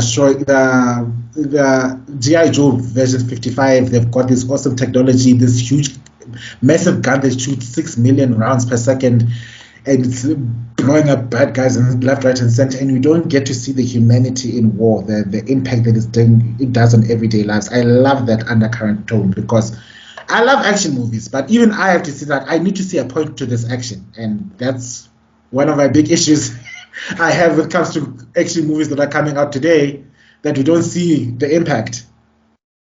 Anyway, I've gone on for a long time. Someone else speak. My throat is dry. Yeah. So then they have to learn that what's this? Then like Aragorn, like they're talking about the attack and how Rohan is gonna get attacked and everything, and Yeah. Theoden is just like, Yeah, we're evacuating because we're not about to try. From a king's perspective, that makes sense. I don't know why Gandalf and Aragorn were all pissed. No, I mean, Because I think also no. that their stronghold wasn't very defendable. Yeah, wooden Yeah, walls. I'm saying, but I think the thing is that Gandalf knows what's coming, and he also knows that where they're retreating to, it's not going to be enough. Like Mm. what they end up doing at the end is what Gandalf wanted them to do in the first place. It's just that like was this, but you also see like this is why it's brilliant writing because both Gandalf and Aragorn are just like you don't have a choice here. They're coming whether you want them to or not. Mm. But this is where you also get to see how brilliantly written Aragorn is because Aragorn is the medium between the two. Like Yeah. him and his king's blood, he knows that Theoden is doing what And, is necessary for the people.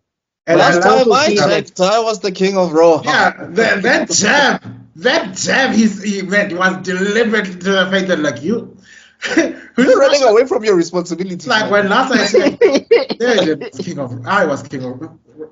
Theoden, not Aragorn, was king of Rohan, and that jab was basically saying like, if you want to be king, you know where you need to go. Yeah, go and sort out your own stuff. Like, don't you be stop telling me running how to away. do my Like, job. go sort out your I was like, own ish. Evan, do Go not. sort out your own line. You know who you're supposed to be. and you just see Gimli just wiping his beard with his lips with his beard like I don't end games.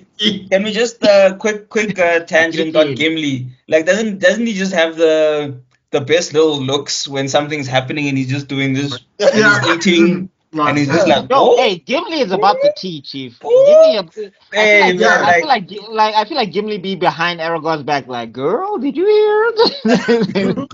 and I think like that. I think Legolas at that point was like, Like, yeah, man. Just shout out No, to that's how to they special became homies. expressions. I think that's how they became homies. They used to gossip behind Aragorn's back when things were happening. Like, Hey, yo, bruh. dog, did you hear what they just said? Dang.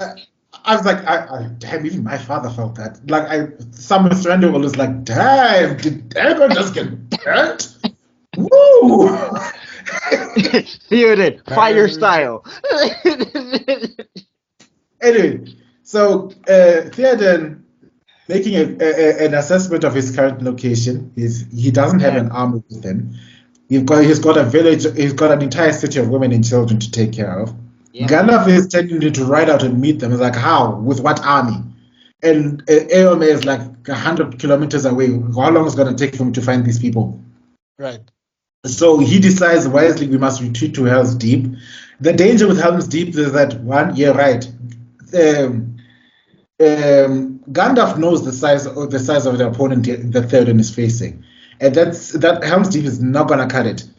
It used to cut it before, but not today. Because I think Helm's Deep was gonna cut it but they had an inside man on how to make sure it doesn't. And also, when you see the army that faced them, I still think that the king made the right decision because there was no way they were gonna face that army in the open field. They were gonna get slaughtered. Yeah. It was a stupid. They were gonna get surrounded eventually. Yeah. I think Gandalf's idea was to draw them away. It wasn't that he wanted to like face them in the open field. He wanted to try and move the battle location in general. But like Theoden was like, that doesn't make sense strategically because even if we are away, one, the city's undefended. Two, we don't have the numbers anyway. So rather we go to a fortified fortress and we defend it from there. But as we can even see, I mean, like the thing is, both plans are not flawed. It's just that the sheer size of the army it negates both plans anyway. Because Helm's Deep was getting overrun eventually, and if they tried to lead the fight away, there was going to be a point where they needed to make a stand, and they wouldn't. And like that needs to be planned like weeks in advance. And I'm saying in also general, the old guys had with more Gandalf's- stamina than them. Yeah, I'm just saying in general, with Gandalf's plan, he wasn't trying to fight them in the open field. He wanted to take because they wanted the king, so he wanted to use the king as bait to get them away from the city to protect the people. We just need to make sure that Gandalf wasn't just saying fight them in the open field in Jay, come at me. He's not that dumb.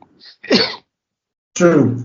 So what I also like is that when they leave the city and stuff like that, we get to see that kind of he was criticizing the strategy, but he had already come up with the plan. Like he's going to need, Aragorn, you're going to be needed here to make sure that this person, that these people have the resolve to fight.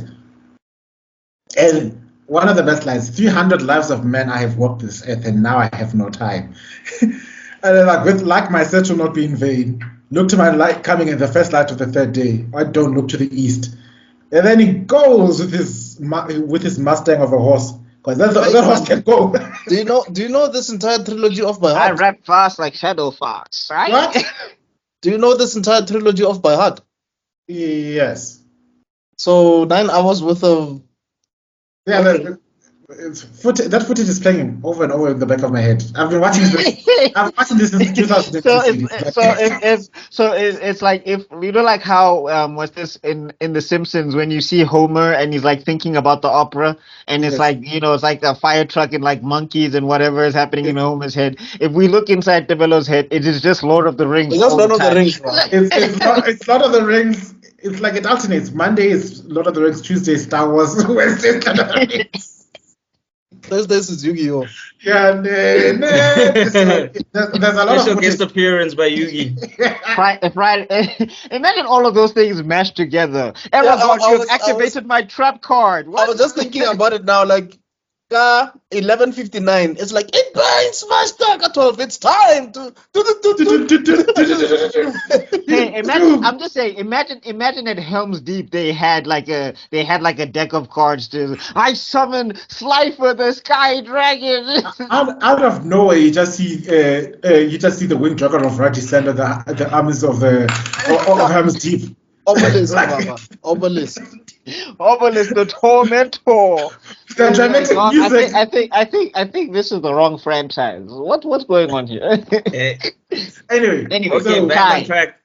and then you just see Wormtongue is busy being the best betrayer. He's like telling them they're going to be slow, they're going to need women and children, and immediately Saruman says, "Okay, I'll send up my warg riders." What I wanted to highlight, which you wonderfully hinted at, Mr. BuckMeister, is that the Isengard army is perfectly designed to counter the Rohan army. Mhm. But you get to see but the first part is just see that you have mounted horses. They are riding on things that eat horses. You know what I mean? It's Just a quick one. Is Yeah. this where we see the scene where we find out how old Aragorn is? Is that before the attack? that wasn't in the movies. That was in the extended version. That's when you find out that he's Oh. They don't mention that because we also see that Eowyn can't cook for shit. I think they had to make sure that Eowyn can't cook so that the Eowyn stands can understand why Aragorn chose. Why Aragorn didn't choose? Yeah. He was thinking about it, and then after that he was like, "Yo, she's trash at soup." Like she's good at a sword, but she's trash at soup. Like I gotta come home to that. Nah, I don't win. Yeah, that's what I was thinking because it was so unnecessary. It was just to make sure that she. Hey son, Mr. Extrodin, what do you think about that one? Yeah. Just please repeat that. Oh no, we were talking about how Eowyn can't cook. She put raisins in the soup or Dog, something. you know, like I think you guys know how much I love Eowyn. I think I mentioned this before last week, but when I saw that scene, I was like, okay, Aragorn, this is the only one small thing that you should just handle for the rest of your. If you decide to marry this woman, at least, dog, pretend to love her cooking for the rest of your life. No, give her some lessons, Chief. And that's why I was saying they only put that scene to make sure that we have a reason why Aragorn chose the elf. It was so unnecessary. This whole scene about this woman can't cook for what now? Why? Come on, guys. She asked him like, "Yo, is it okay?" He could have just said, "No, this sucks." No, Oh, dog, where's like the they're soul? already running. I'm saying they're already running low on like moral support and morality. Things are bad. Uruk-hai are around the corner. The last thing he needs to do is demoralize somebody. But And you at know the what? same time, I think Let her this believe she this can is cook. It's fine. this is great writing because it shows that even though she does look feminine and she's pretty and whatever, she is a boss at fighting, but she's not a great cook. Like You know what I mean? Like she can't be perfect. She's terrible like, at otherwise she would have been she's terrible at the quote unquote female stuff, but she's like badass at the quote unquote male stuff. Like I can't wait to get to Return of the King because I'm so excited to talk about that. And anyway, moving on. We also get to the point where you like all this is happening. He's getting semi-poisoned to this bad food, and he's busy getting Zoom calls from my girlfriend all the way from home. Go to sleep. I am asleep. So this is a dream, but it is a good dream. No, like girl, she's trying to make sure like that is my man. Don't you dare! Aragon should have Don't mess with my man. Don't mess with my boy. Her elf ear started tingling like, oh, some bitch is messing with Aragorn. Hey. Grandma You bitches think my man's available. Galadriel was watching them on a mirror and just sent a voice message to Aragorn like, girl, your man, you better watch your man. And Galadriel, like, hey, what's going on? We gotta talk about one of the best guilt trips I've ever seen in a movie. I'm so excited to get to that. But moving on. I just wanted to say that Aragorn should have just married both of them, bro. That's all. If I was Aragorn, I was gonna marry both. I'd be like, you don't cook. Aragorn, you can cook. Eowyn, don't cook. They're gonna fight because both of them are fighters now. Arwen and Eowyn now they dueling at the table. How are you gonna have any peace, Chief? Like Galadriel's like some home-wrecking hussy is coming after your man. Like, oh, say less, grandma. I'm on this. Let me just go into give him a dream. Like, no, let me go into cerebral quick. Yeah. Wait. Galadriel is Arwen's grandma? Yeah. Hugo Weaving's mom? No, it's her mom's mom.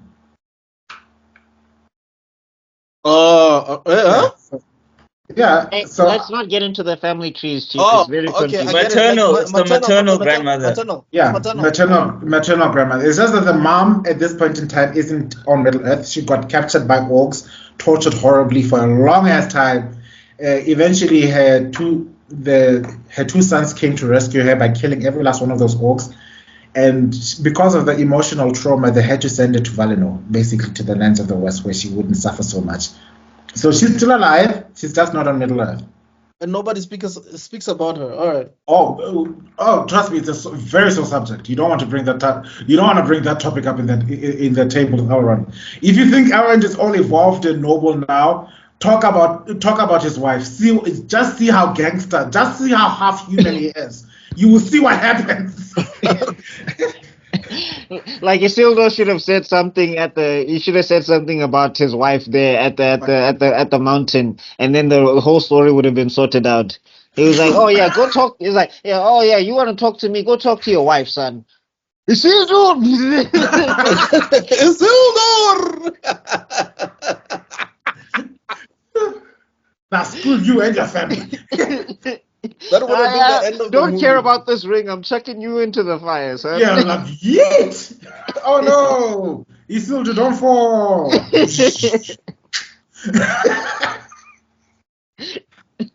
Isildur must save, but yeah. Anyway, moving on. Yeah. So after that, do we cut back to Frodo and them?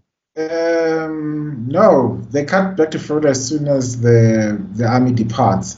So what happens here is we get to have the dream, beautiful. Then we talk about then Eowyn is like, oh, what's the name of the lady who gave you that pendant? And then we have to, for some reason, add some dramatic drama and say no. Your dad doesn't approve. He wants you to go into the Undying Lands. Blah blah blah. Did that happen in the theatrical cut? Because yeah. Okay. And then just like take this back. No, it was a gift. Keep it. And I mean, look, I get where Elrond is coming from, but I'm just like, Chief, you lost her already. Like, there's no chance here. Like, I will not leave my daughter here to die. She stays because she still has hope. She stays for you. She belongs with her people. That is one of those. Dog, she's stigmatized. You're late. You like shame. Look at that dress.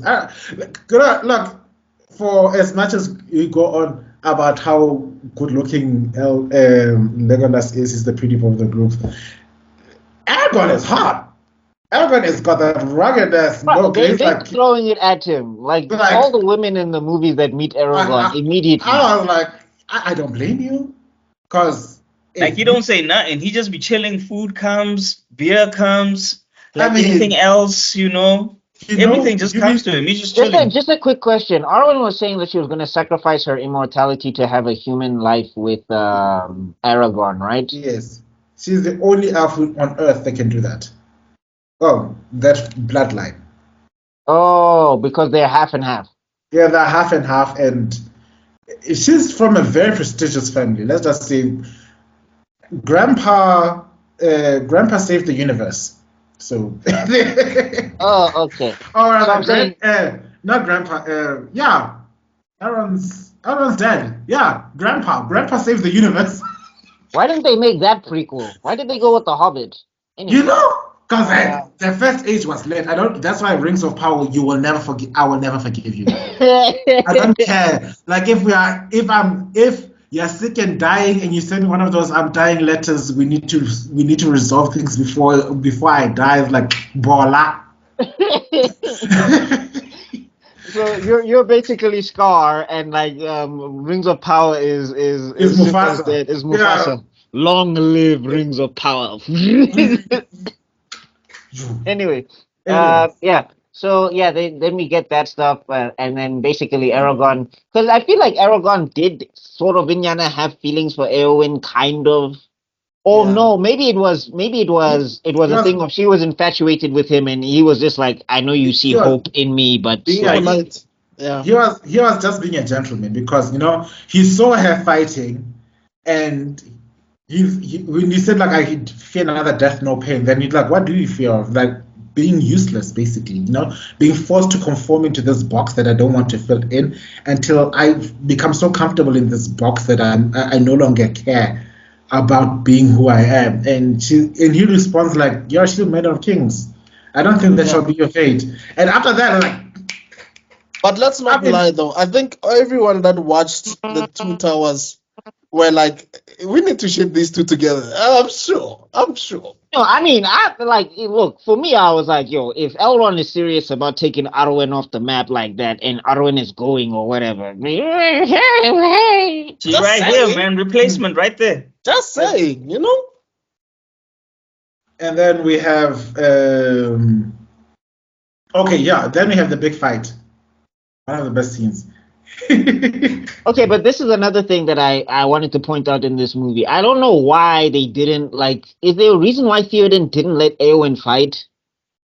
I mean, outside of maybe it's because he's her uncle and he feels bad for how he raised her and whatever. But I'm just like, you guys are short on soldiers right now. You don't have. But remember, this is still women don't fight and things like that. No, but she said she has the whole line with Aragorn. No, I'm saying she says the whole line with Aragorn that long ago women of this land learned that if you don't pick up a sword, you're likely to fall on one or something like that. Yes. It was one of those lines. Yeah, but also, actually, you're right, because he says you're a shield, like a shield maiden. Yeah.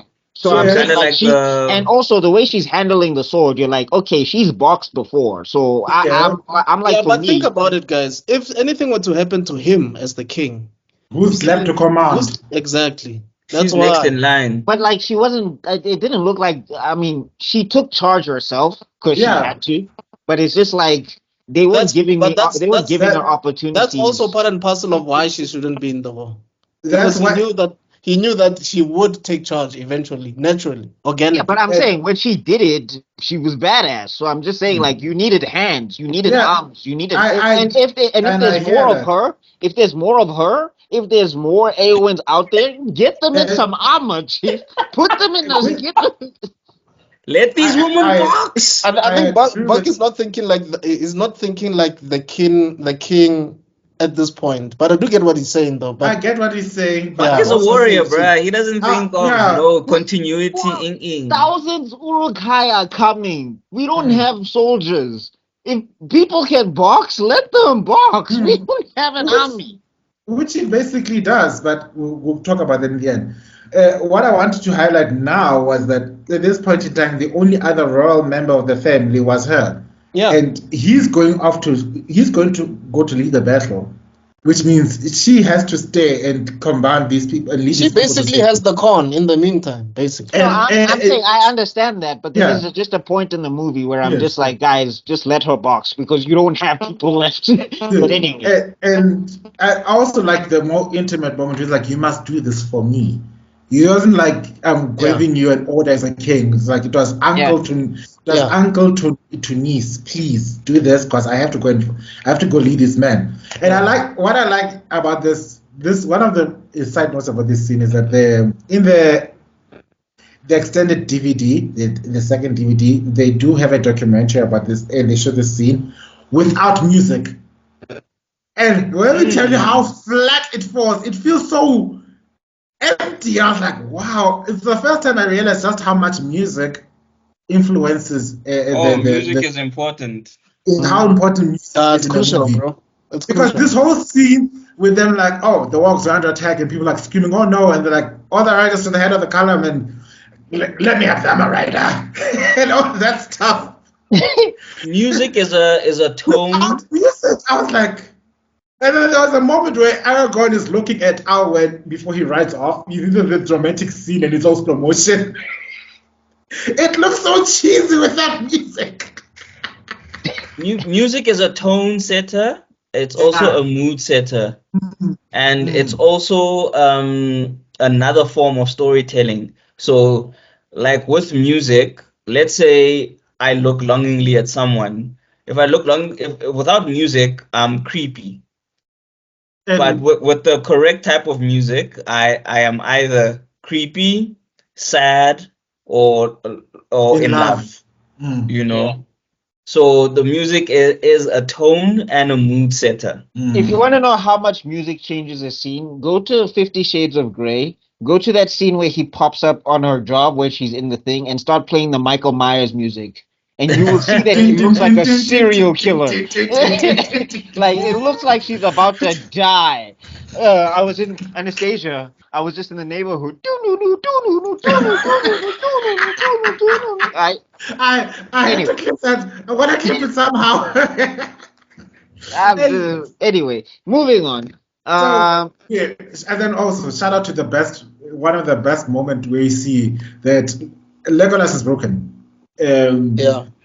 Shooting an arrow across a mountain, across a valley at 10,000 miles an hour, hard enough to knock you off, you and your war dog right off the. That guy's got a dojutsu. He's got a Keke Genkai. I remember that everybody's charging. Like Legolas, like they show he's been broken. I mean, is it in this? Yes, where am I gonna spoil it? Where the scene where he shoots someone and then he rides and then he jumps on the horse with the king. Like, is this scene? Is this scene? That is crazy. Because the thing is, he goes onto the hill, he shoots the arrow, the horse is coming behind him, and then break dances onto the horse. This is how crazy it is. He's on the right. Yes. And he goes and jumps onto the left. So he shoots an arrow. He flashes himself into a horse. Jumps in front of a horse in full stride. The horse doesn't slow down, and then he manages to swing him. He holds onto the reins coming down on the chest of the horse to swing himself up onto the horse. Like that, it was so gangster. He defies laws of physics, that guy. And that's when you realize these orcs were screwed. You know, no matter how hard we thought, okay, this is going to be a piss battle. But when you saw that moment, it was this moment where the orcs realized they fucked up. Imagine one of the orcs saw that and they're like, guys, I think we made a mistake. Like, are you sure? Like, this motherfucker just... And like, then after that, it's kind of like when Zabuza was caught by the dogs and then he saw like Kakashi do the lightning blade for the first time and he's like, maybe I fucked up. Maybe I'm fighting the wrong side of this war, you know? Maybe I thought I was a Jonin, but Naruto, talk no jutsu. Come on, I'll join your team. You can talk to me now. Say I something. like to play, bro. Mr. Worldwide about to end me. Yeah, so I'm just saying, like, yeah, that was gangster. I was just like, and it's like it's so quick, but you're just like that, bro. You can't just slide past that. You know? And then we have the big battle, awesome action sequences of sort. We see that the king is no one's bitch, even though he's like the king. He was busy hacking and slashing. Oh no, he was handling business. Yeah, I mean, he stabbed the dog in You the you throat. got to see why people believed in this guy. You're like Like- everybody. The minute Theoden came back, people were ready to ride for him. And if you had any doubt in your mind, you're like, this guy was just sitting on his throne. He was dusty. Why do these people? He's like, nah, I'll show you. After the scene- King of Rohan, bitch. After this scene, everybody was playing the Roy Henry theme. Na na na na na na. Like, what the hell? I know he was handling business, man. Like, And- and you see the craziness. Also, you see how OP Aragon is when him and Gimli go onto the bridge to try and prevent them. Those guys No, that's much later, not there Yeah, yet. that's Okay, much later. okay. Yeah. We are getting it, but did you now that you mentioned how OP these characters are? Shout out to Gimli. How strong is that man? The He's mad Gimli is a strong. beast. He's I mean, mad strong. He axed one of the dogs in the head. It fell on him. And then it's like That's stinky kinda funny. creature. He's trying to push it off. Then this orc comes and tries to stab him. The way he snapped his neck was so matter of factly. It wasn't like, you must do this and just technique. It was, No, it looked like he was annoyed. He was like, hey, Yeah. I'm trying to get this thing off of me. Ah. And then you're like, oh, you're the one who stinks. Damn it. And then another dog comes and then Arrogant spears it. No, Loki, Gimli is he's like the comedy relief of the Fellowship, but he's not He but he's is. not a joke. You know? Yeah. I think And he's this- funny, but he's not a joke. Like This when is you how you think do about it, comedy. you're like, Yeah. This And is he how you didn't, do he didn't break quote-unquote- any ribs. That's how tough he is. He didn't break any ribs. I'm sorry, I would have probably broken every rib if that just the first dog fell on me. no, he'd I would be be dead. dead. I'd be I'll be dead. dead. I was like, yeah, peace. Ah, there goes my spirit to the afterlife. Yo, that man had two I dogs on think- him and he was still like, It And just an shows orc. that it's not just his ex that makes him great. Like Mhm. he's a tough cookie for sure. mm. And then Aragorn falls off a cliff. They have this whole scene of Aragorn, and then this guy says, no, he took a tumble off the cliff. No, And that bro, moment was such a The first troll. time I Oh saw my that God. moment, the first time I saw that scene, I was like, no, not this guy. Isn't this guy like the main guy? Like, what's happening? Now, what I also liked about that scene was the ultimatum the dwarf gave him was like, tell me what happened and I will ease your passing. There's nothing like, tell me what happened and will heal you up or will give you food and shelter. Nah, No, you're you're suffering. gonna die. You're gonna You die. can I'll fast, just make you sure can die slow. I'll just make your death clean and easy. And boom, decapitation. Oh no, he died before he got decapitated. I'm now mixing my movies. Mm. It's finally happened. Is this Ah. what it feels like? I feel like Yes. power leaving me. Gather your chakra, sensei. Yeah, and then after that, the movie kind of plays it like Aragorn is gone for a bit, like doesn't it? Yeah, they Because- actually Yeah. played for a minute. Yeah, because Theoden says like, okay, the wolves of Isengard will return, get the wounded on horses, leave the dead. And also one of It seemed like what's Orlando Bloom's character again? Legolas. Legolas. And it seems like Legolas wanted to like beef with his statement. Like, dog, Yeah. what else can we do? He's gone. Like, Like he's are I we gotta supposed to die. like? Are we just supposed to like weep and chill? No, we move on. Are you gonna use your elf-like powers to jump down and go look for his body or something? No, but I mean, I think the thing is also because of the brilliant acting. What was the actor's name again? Bernard Hill or King? Bernard Hill. Bernard Hill. The King. Oh, Legolas. That's Yeah, what no, I'm doing. Theoden. Yeah, Bernard- Bernard King or Hill. Bernard Hill. Hill. Bernard Hill. Like Rest I in think, peace. like He passed rest away in not so long. Yeah. rest in peace, Bernard Hill. Like this is where you get to see the brilliance of his acting because when he does tell Legolas we have to go, he's not throwing it in Legolas's face. Yeah. He's just talking to Legolas as a warrior. He's like, matter of fact, we Yeah, and can't then- stay here. Yeah. He And taps him on and the you shoulder. also know, and we also know that we can't stay here. But I Yeah. am sorry for your loss. Yeah. Like I he think did all of that's that why with I one think that's scene. why Legolas doesn't even fight it with words. Of course, with his face, you could see he wanted to fight it, but it's like, you know what, he's right. Like I cannot I cannot deny what he's saying right now.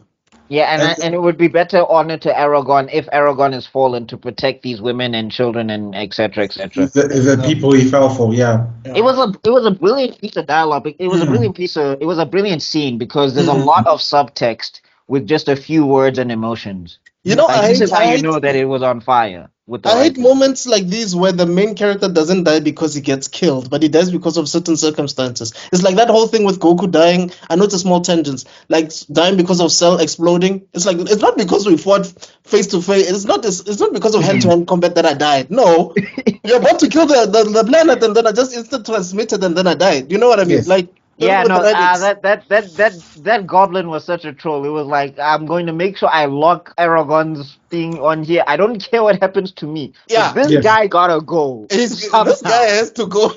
Yeah. He's been murking us. And then to make sure that they know it was Aragon, he's got the pendant.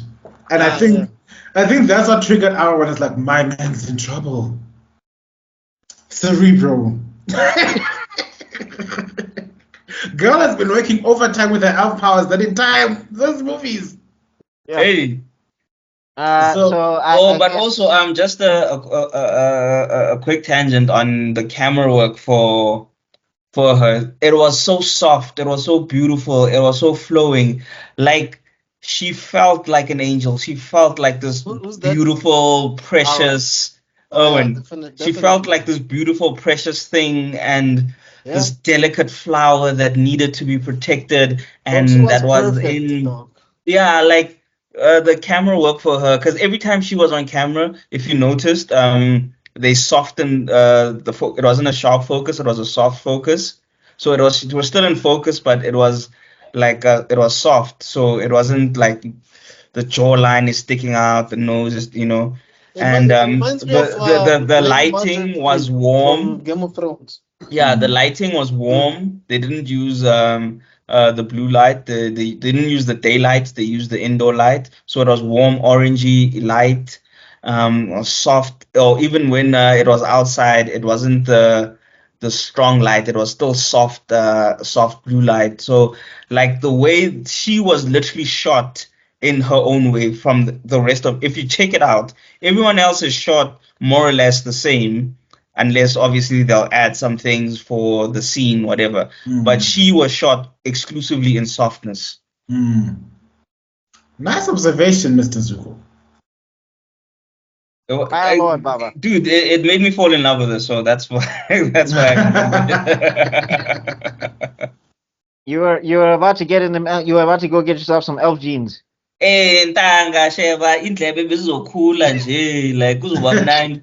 I was gonna get rid of these glasses because I've been able to see for kilometers, bruh. Start speaking Elvish. I was gonna start having long hair, dog. Just flow it. And then you become taller than I am. It's like, what happened? You push it. I was gonna have blonde hair. Like what? Blonde hair, don't care. I woke up like this. It's like, Zuko, what happened? I've started smashing Arwen. And then he says something in Elvish and disappears in a poof of smoke. And then God. Moving on, because we're about to go into another tangent of jokes and we need to get through this movie. Okay. One of the highlights, they explain to him that Aaron has fallen. It seems sad, but you also see that Theoden's like, our people are saved and cost us many lives.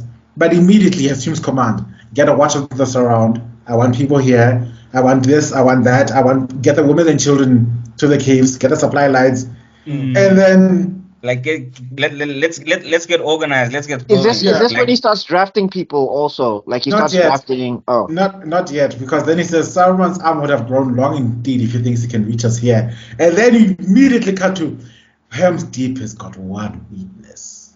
It's outer walls. Solid wall, but if some small culvert in space, it's just little more than a drain. And then it cuts to to that scene where you see Saruman is basically like, how can fire undo rock? What kind of device can do that? with a candle. And this is where I was looking at Aragorn like, Chief, are you sure it was a good idea to let Grima just vie? Yeah, like if the wall is breached, Helm's Deep will fall. But even if it is breached, my lord, it would take thousands to break the keep, tens of thousands. But my lord, there is no such force. Then whoop, whoop. What I like about this is the first meeting where you see CGI working in tandem with proper acting and proper development. Yeah. And here we get to see for the first time in cinema the scale of 10,000 men. Well, for us, there are other movies. The one that comes to mind right now would be Waterloo, with the old Waterloo movie, featuring Napoleon. I haven't seen it. Yeah, it's an old movie, but they had thousands and thousands of sets. They had big ass production and a huge army, and you could see the weapons glistening in the mountainside because they had a huge production, and you could see the scale. But it wasn't a common occurrence to see when we had this guy's an army of 1,000 people. We didn't get to visually see 5,000 people, just how many people there are. I mean, like the other movie we could compare to is like Gladiator. We saw an army, but we didn't see. We were forced to imagine that it was 5,000 people, but never saw 5,000 people. Up until the Two Towers, and you just see this huge legion out there of 10,000 orcs, and they're busy chanting, and everyone in the cinema lost their breath, like, we are new much. And I believe what the orcs were chanting was, well, I know what it translates to. I don't know, but what it translates to is Lord of the Ring, Lord of the Earth. Okay. Yeah. It looked like a sports rally for 2 seconds. Well, it was basically if you believe the matter, they say that they recorded a full stadium, a full cricket pitch of people chanting and screaming, and it was a mess, but they do got 20 seconds of at least super strikers. It's Dergo Ashtu, or something like that. But you can hear them. Dashtu. Yeah. That's what the Yeah, in the back there was that guy from Kaiser Chiefs with the big glasses and the sheep head. He's doing. And the guy with the braids. Yes. And then you hear one of the best speeches from Saruman. Christopher Lee put his foot in this role. Well, he puts his foot in many roles, but he also put his foot in this role. Let's be honest, because like a new power is rising. Its victory is at hand. Tonight the land will be stained with the blood of Rohan. March to Helm's Deep. Leave none alive. To war. That's like, of course, another meme. That was that war moment. Did Christopher Lee generate like 80% of the memes of Lord of the Rings? I wonder. I wonder. Only him, Sean Bean, and Smeagol. Yeah. No, him, Gandalf, Smeagol, Sean Bean, yeah. Yeah, those four, like basically 80%. And then, of course, God, you have no power here. He get shout outs to that scene. Yeah. So we have that beautiful moment where they all march out, and then we get to see the scale again when Treebeard is busy walking. Is like they smoke to the south. Like there's always smoke rising from Isengard these days, and you get, we don't pay attention to what Treebeard is saying, but you can, if you pay attention to what he's saying, it's actually quite tragic. Because you see a betrayal of a character, because you get to see that there was a time where Saruman must have been good, because he said there was a time where Saruman used to walk in these woods, but now he has a mind of metal and wheels. You see, but you don't pay attention to that at the first time. You're busy watching, like, what are they seeing? And you just see this huge army marching out of this. Isengard is like, wow. Sounded like Tolkien was taking a shot at like industrialism a little bit as well. Oh no, he was absolutely he was. Yeah. One of the things that broke his heart, and it features in the book with the Scarring of the Sire, is that the place where he left was getting more and more industrialized, and there was so much smoke and filth in the air that the air wasn't clear enough for him to breathe, basically. And plants were dying, things weren't growing anymore. And he wrote that as an homage to say, there are things precious in this world, more precious than this industrial revolution, that we really should we should work towards preserving. And the good news is, I don't know, tokens, they learned the lesson. The place has been restored. There's no more smoke covering your hometown. It's clear, and the plants are growing, and everything's back to normal. So, yay! Now let's talk about global warming. Okay. Yeah. Then after that is it? Oh, this is when Treebeard is walking with Pippin and Mary, right? We haven't gotten to the meeting yet. It's so annoying because there's so many build-ups. Isn't that where they get Wait, they're still going to the meeting. snatched by the roots or something? No, that's No. We covered that last week. That doesn't extend the extended cut. Not the Oh, right. Yeah, no, but we didn't cover it. But yeah. No. I see what the bill is saying. Yeah. But we cut to the scene where Aragorn is now. We find that Aragorn is still alive. Yay! He's floating on the boat. Yeah. Where fun fact, he almost drowned. I think this is when George R.R. Martin started having like a heart attack and a fit about how everybody survives, or all the heroes survive in Lord of the Rings. So if this was him, he would have been like, and Aragorn smashed his head 50 times and as he went down, and he's dead. And as he smashed his head, his neck got taken off by a sharp rock. Yes. And Ewan gets kidnapped, and then she gets manipulated, and she doesn't remember who she is anymore. He would have turned into, like, Trevor Noah. He would have turned into that joke by Trevor Noah with the taxi. Dead. Just dead. Funny enough, when you're busy talking about that, how somebody gets kidnapped and then gets gets her mind taken over and stuff like that. Brainwashed. There is a story exactly like that in the Lord of the Rings matter. If you look at the story, The Children of Hurin, it's a tragedy, but that's exactly what happens. So I was like, wow. How many stories did he write within stories? Too many. Jesus. So if you want grim, dark, and gritty and bad thing, you think that Tolkien was all about, everything's gonna work out in the end. Trust me, there are stories that were so dark you think there's no light left in the universe that he wrote. So when he was busy criticizing people like the guys who wrote Dune, and how he criticized J.R.R. what's his name? Oh, George R.R. Martin. Trust me, he knows what he's talking about, because he does go dark. He wasn't afraid of showing just how dark the world is. But as the one person says, hope is a natural instinct of all humans. To think that pessimism is you waking up to reality is just a cop out from your natural instincts, because you're too afraid to own up to your own feelings. That concludes my wise moment. Message. Anyway, so Aragorn gets survived, and then. Because that horse that he told them to let go, to let them run into the wilderness. What was it again? I forget the name. Sorry? Vigo. My God, I'm such Vigo. Right, yeah. Nerd alert. The way I know these things. This was me, like. I think that's also where this is also where he unintentionally rizzed up Eowyn, because when he started speaking Elvish, like you could just see in her eyes, she was like, "Talk dirty to me, daddy." Yeah, no, she definitely got an orgasm. I know this is war, but damn, Aragorn. Like, okay, call me a good girl. Mm-hmm. Oh God, guys, I don't know if we had panties back in the good old days, but if I did, they'd be soaking wet right now. Niagara Falls, splash waterfalls. Wait, Konja, how did Aragorn wake up? Was he licked by a horse, or did he just wake up? Yeah, it was licked by the horse. Brigo wakes him up.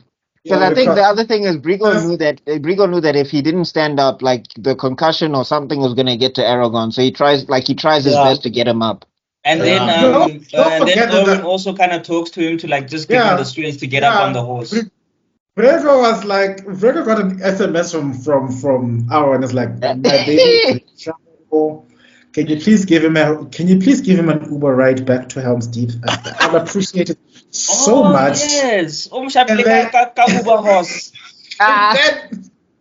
And then our goes like, baby, I bet she was even like, I bet she was even watching like the screen. He was like, yo, he's like Live 2 minutes location. away. yeah, like He's So turning basically, this around. was No, go hey guys, down, go left. this was I- basically Aragon. Hey, baby, I didn't try clearly. I want to play Uber. I won't request it. So basically, there's no way Aragon could cheat though, because Aragon is watching everything. Hey, Yeah, dog. no, like, and then at the same time, Dad was like, get off your damn phone. It's time for you to go. Like, no, I ain't going anywhere. I'm gonna stand and wait for my man, baby. The car's outside. You are leaving right now. No. Stand by my man. And then Aaron had to go. Here's my favorite part of this whole thing. Like after he tells her all of that stuff, you need to go. Arwen is like prepared to leave and everything, and then Yeah. Galadriel out of nowhere, one of the greatest guilt trips of all Yes. time I've ever seen. Like basically she like reverse Kendricked him. It's like I Yes. hate the way that you're about to abandon the humans. I hate the way that you're about to go back on your promise. I hate the way that you're about to make all elves look bad because you have an attitude. I hate the way that you hate that you're half human. Like, what are you doing? So yeah, she guilt tripped him. Funny enough, she says the same lines that they say in the first movie, in the beginning of the movie in Elvish. You know, the world has changed. I feel it there, but she's saying it in Elvish at that moment. Yama Prastana in Amnostum Net. That whole part is Nerd basically- alert. says, okay, I deserve it because I was relapsing into my height phobic jokes. So yeah, it's okay. I'll just let it slide. So You will take the high road. okay, you said that.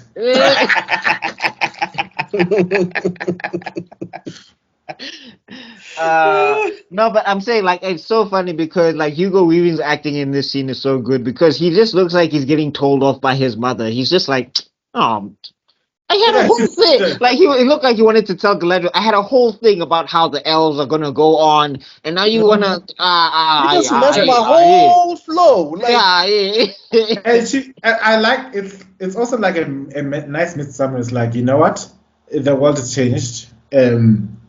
Isengard is unleashed. That scene where you just see those soldiers, those Uruk-hai marching, and you see all the standards. Like, what is one of my favorite shots? Is like, wow, this is a big ass army. How the guys gonna stop them? And then he says, and at the same time, the ring realizes, okay, if I get my hands back on humans, the war is over. Oh yeah, we skipped an entire part, team. Oh, we skipped Faramir, right? Yeah, because there was a scene where the Rangers were killing these wicked men, servants of Sauron, and there was a whole discussion about, oh wow, how could we forget the scene where Gollum almost became human? Because I think it's because we're focusing too much on Aragorn's story. But You know? potatoes, okay? That's all I'm gonna say. because we have the potatoes. and I've always been team potatoes. Everyone knows it. Like, if you want me to have a good time, forget the pap, forget the rice, forget the goddamn thing. I don't know why you guys like that thing in the first place.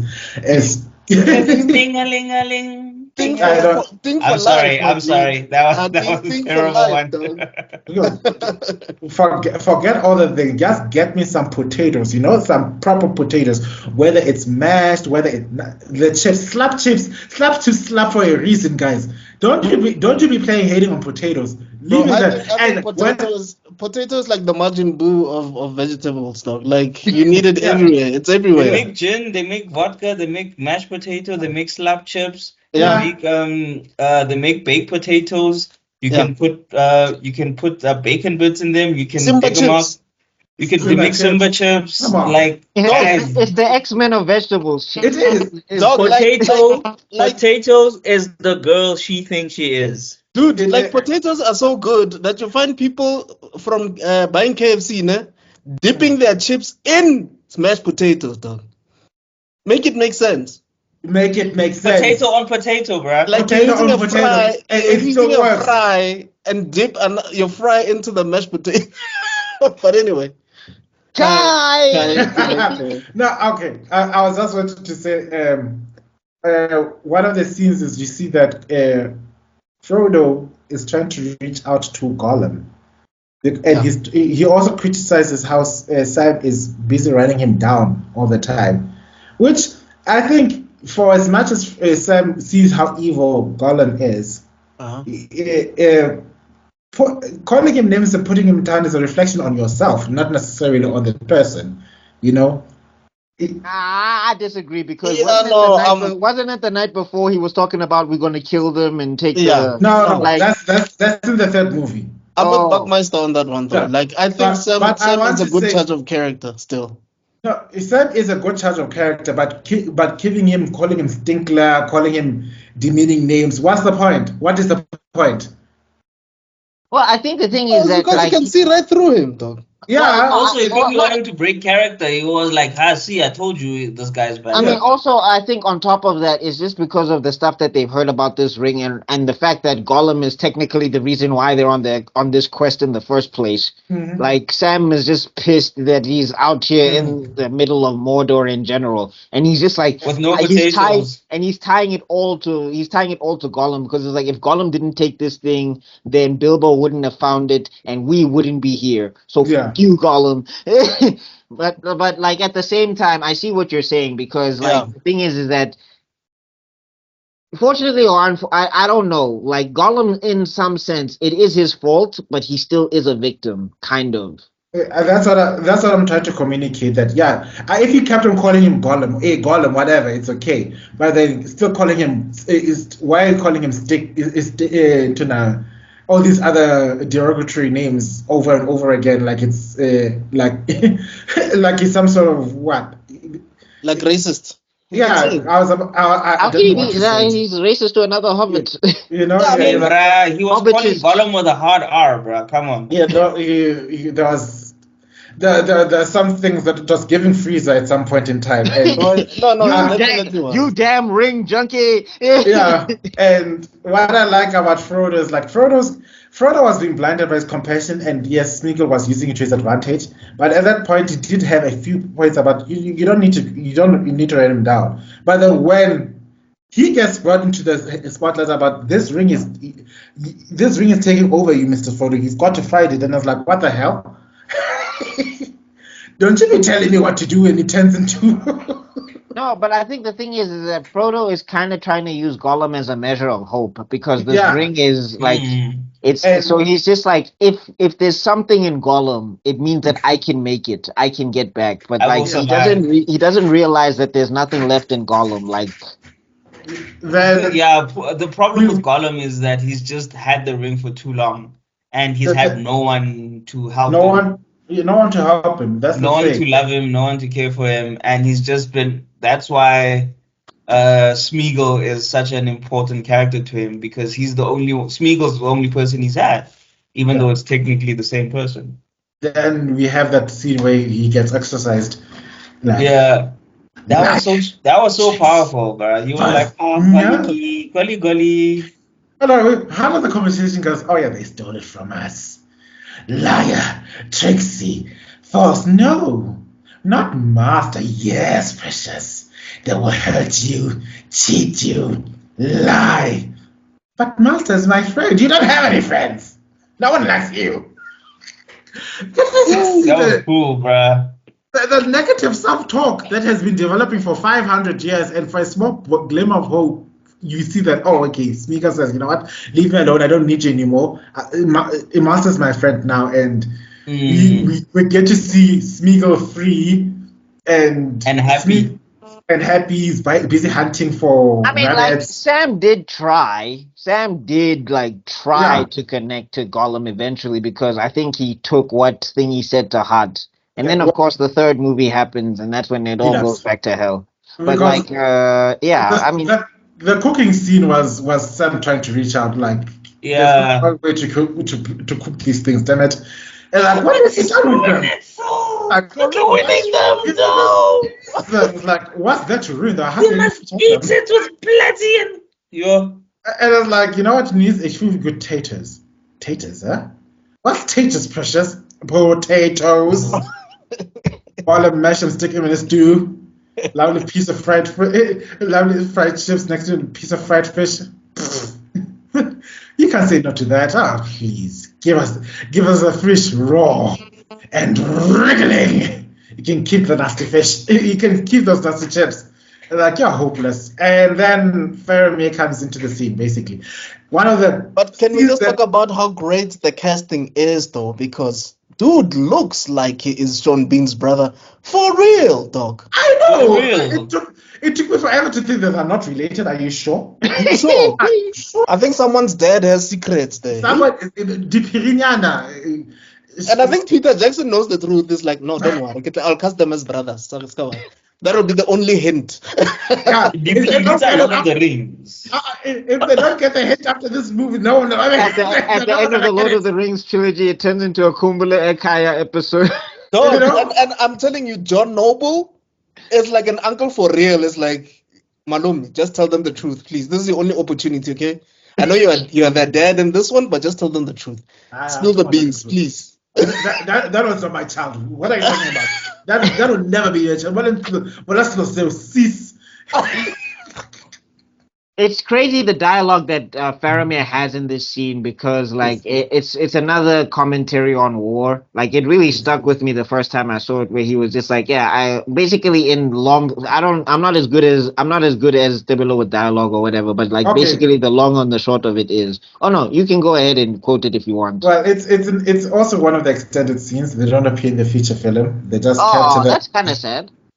But you get to see him saying, like, I wonder what they told him to make him come all the way here, like what lies they told him, Yeah. what was it? Because we get to see that these people are also people that are fighting the other side. Yeah. It's a fight, it's ugly, but he's still a human being, and I had to put him down. And what did they believe to think that they had to go and come up and fight against us, and why we have to fight against them? Where the lies and where the truth is in all this matter. It's a very good scene. It's a pity it didn't make it. And it also makes Faramir's character that much more tragic when we get to the third movie, because you can see that he's smart enough to delineate between like this is insane, like we don't even know why we're here, but then So Fun fact, Faramir became the narrator of 300. Yeah. yes. yeah. He's the one that was told to go home. He's the Nick Fury of 300. He has the iPad. And I could be wrong, but I think the actor wanted to play his role, but then he was actually relegated to this role, if I'm not mistaken. I think I read that somewhere. Well, he gets to survive, and he looks like one of the smartest characters in the movie because, like, hot take, Leonidas was pretty dumb in 300. Yeah. It wasn't dumb. He was trying to do something, but it was at the cost of his life. So yes, it is dumb. But we understand the reason what why he was he's dumb. The reason why he was dumb to me was because he had a chance to body Xerxes, and he just didn't take it. Like, and Xerxes, the whole war is on Xerxes' back. Like me, I would have had somebody stand at the top of the mountain. When Xerxes talks to me face to face, you put a whole spear through his face. I'm not trying to talk to this nigga. Yeah, because them dudes they were crazy with the spear. Yeah, Persians, come and get them. That's okay. different. One day we can go through that homoerotic movie called 300. I don't care. That movie is the gayest movie I've ever seen in my life. This is Sparta. Trust me, I've seen gay porn before, and this is even gayer than that. But I agree. Like basically, you just really took those guys on a suicide mission deliberately. Like, what's your problem, dude? Like, what the hell? I'll explain the whole synopsis one day. One day. And we back. Anyway, so where was I? So Faramir. Oh yeah, my biggest heartbreak is nobody got to eat the stew. Hey, sir. Man. To this day, I was like, how did the stew taste like? Oh my god, it looks so good. Like, the hobbits be chefing. I know, and they never got to eat it. I'd be like, wait, Frodo must have been decades later still waking up like, oh, Sam, yes, Mr. Frodo, go get some rabbits. We need to make that stew. Again, sir, we didn't get to eat it back that day. I need to know how it tastes like. But we don't even have the herbs we had at that mountain. Oh, okay, then I guess you know. I guess you know what you must do. Find the nearest horse. You're gonna go send a letter to Aragon. Find the nearest horse. I'm going to have the stew. Do you hear me? Okay. I was gonna say a joke, but it's gonna spoil Return of the King, so never mind. Okay. Moving on. Right. So, and Yeah. then Faramir takes them to the cave, right? Yeah. So this Oh, is this is where. when they captured. This is when they captured. No, like Gollum. This is when you got to start to see that Gollum is a problem because Gollum like sneaks off Yeah, Gollum before sneaks off. Faramir. Yeah, before And then, Faramir thingy, and then yeah, that's when they capture all. yeah, Oh no, they don't. They capture Frodo and Sam, and then they Yeah. see that Gollum is like around them or whatever, and then that's when Faramir tests Frodo's loyalty to Gollum, right? yeah. Yeah, it's like, who's So, this guy? What's with him? Is it just the two of you, or what's going on? yeah, because then Frodo lies and says there were just two of us, and then he explains that I was two of these humans. Two of the humans were Aragorn, son of Arathorn. He was like, oh wow, casually dropped the name of the number one most wanted man in my kingdom, but you know what, it's fine. and then the other one was Boromir, and like, oh, were you friends with Boromir? Like, yeah, for my part. That's a nice cop out line.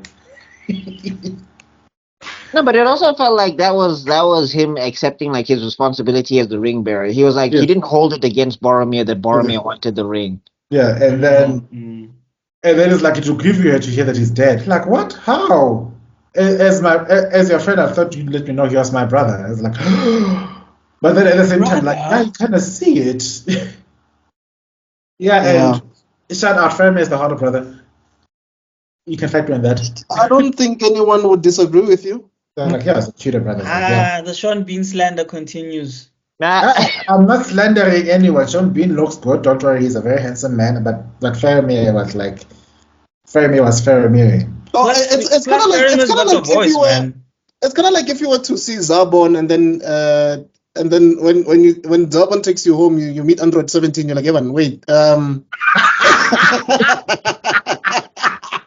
like ish. Okay.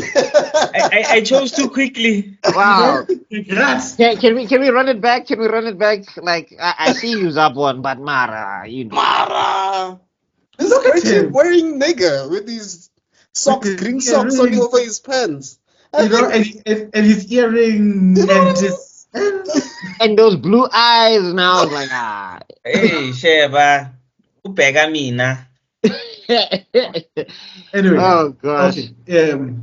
Before we go into another tangent, let's. Didn't we get a backstory right here, or do we get it back later on?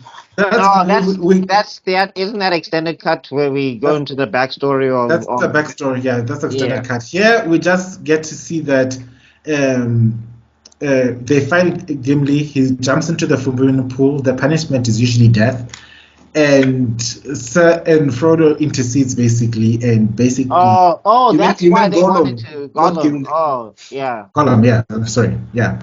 So Wasn't he Gollum- slapping a fish or something? Yeah, he was getting ready to eat a fish. Yes, he was having supper, and when Frodo comes and rescues him, it's like, come. And what breaks my heart is that he doesn't explain.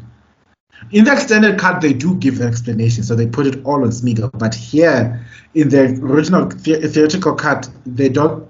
They just leave it as, oh wait, Master betrayed me, and then they just continue with the narrative.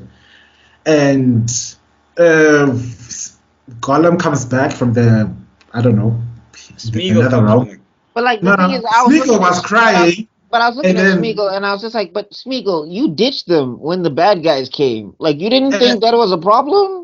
But like, why didn't you try and rescue him at least or something, you know? Like And then you, it's like- you weren't around. Like you ran away. Like you saw something was up and you were just like, I'm a peace out. You're not even going to give a warning, nothing. But now when it happens to you, now it's all Master betrayed me. Okay, sharp. And then we have, yeah. Oh, but it was Master betrayed us. that whole master betrayer scene was properly done because you felt his pain. Like you were like, oh, You dude. felt the pain, you felt the insanity, you felt that ominous scariness, you know.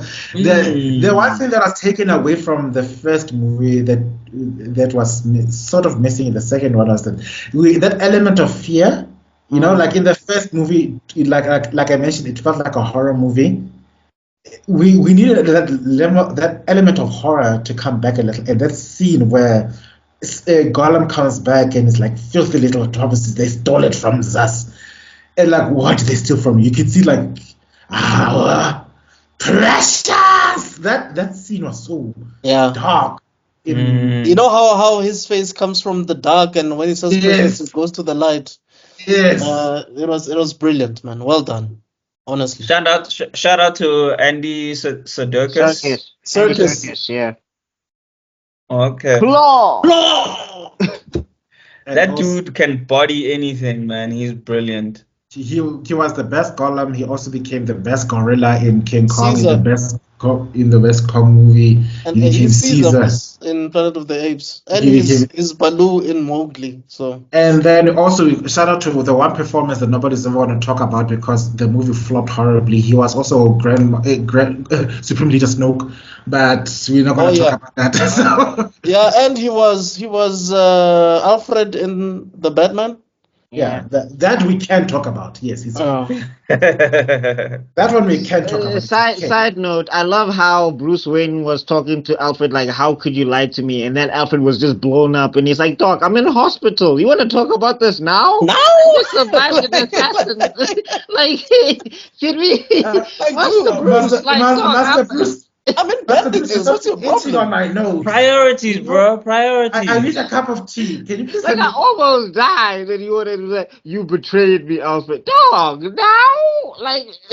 But also, I just want to say just a small thing quickly because I know you guys know I love trivia. He also played Nikola Tesla in The Prestige. Oh, nice. Oh yes. I love The Prestige. I should watch it again. Anyway, so moving on.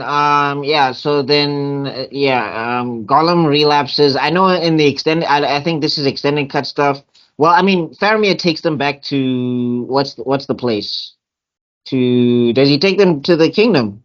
No, he takes him to the. He finds out that Frodo has the Ring of Power. Yeah. And the ring already starts doing its thing, you know. Oh yeah. Wow. Yes, and Frodo stay away and everything. We are going. The mission is gonna take it to the Mountain of Fire and destroy this ring. And Faramir's like, nope, this ring is going to Gondor. And somewhere along the line, Denethor must have woken from his sleep. Like, what is that feeling? Pride in my second born? Oh man, I can't wait to talk about him. Ooh, I cannot wait to talk about that guy. I can't wait to talk about that guy. Oh. Anyway, so he goes top 10 anime dads. Yeah. That's that man. Yeah. So but anyway. That scene ends with him. In the movie, the scene ends with him saying, "No, we're gonna go. We're taking the ring back to Gondor." Yeah. To Gondor. Then it cuts to Aragorn on his Uber, and then he accidentally bumps into another Uber, right, featuring 10,000 orcs. And then he realizes, I can't nap on this Uber, right? I need to ride back fast. And this Uber host took the wrong GPS. You know, Arwen is back, and she's just like, "I told you to go left. Damn it!" The Uber wanted to make sure that he sees that there's a gigantic army coming. It's like, you see this? Yeah. Look at it.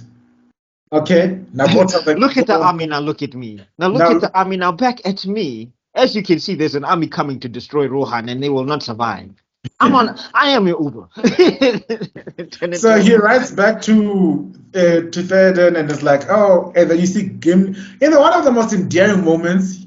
I like Gimli was like, I'm going to kill him. And then he sees him like, by far the luckiest man I've ever seen. You just see he became every Scotsman, every Welshman, every Irishman combined in one. Yeah, but you know what? Honestly speaking, we don't give John Noble enough credit for his acting skills. That man can act, dog. Yo, That wasn't John Noble. That was something Reyes Davis. The actor for Gimli was amazing. I don't know his Yeah. name. oh, sorry. You guys are talking about Yeah. Gimli. My bad. Yeah, My bad. yeah. We'll get to John Noble. He's in the third movie. Yeah. Well, I mean, you guys said it was an extended cut in this particular one. Yeah. John Noble appears only in the third movie in the original storyline. In one of the most epic scenes, I love the way they introduced his character in the movies. John Noble's character was. That is so. Oh. Yeah. Oh, okay, yeah. No, but Anyway, in the extended cut of the second one, he is there. But I do get what you mean. Yeah. So Yeah. what happens now? We get to see Théoden gets informed that there's a big ass army, 10,000 strong at least.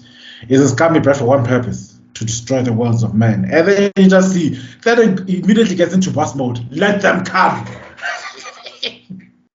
And then, like, that time to wake up from your delulu. We are not gonna win this fight. Nobody has crossed this wall, and nobody has breached this place. Inside you I are feel like you faster. forgot about Wormtongue, Chief. And it's like homes can be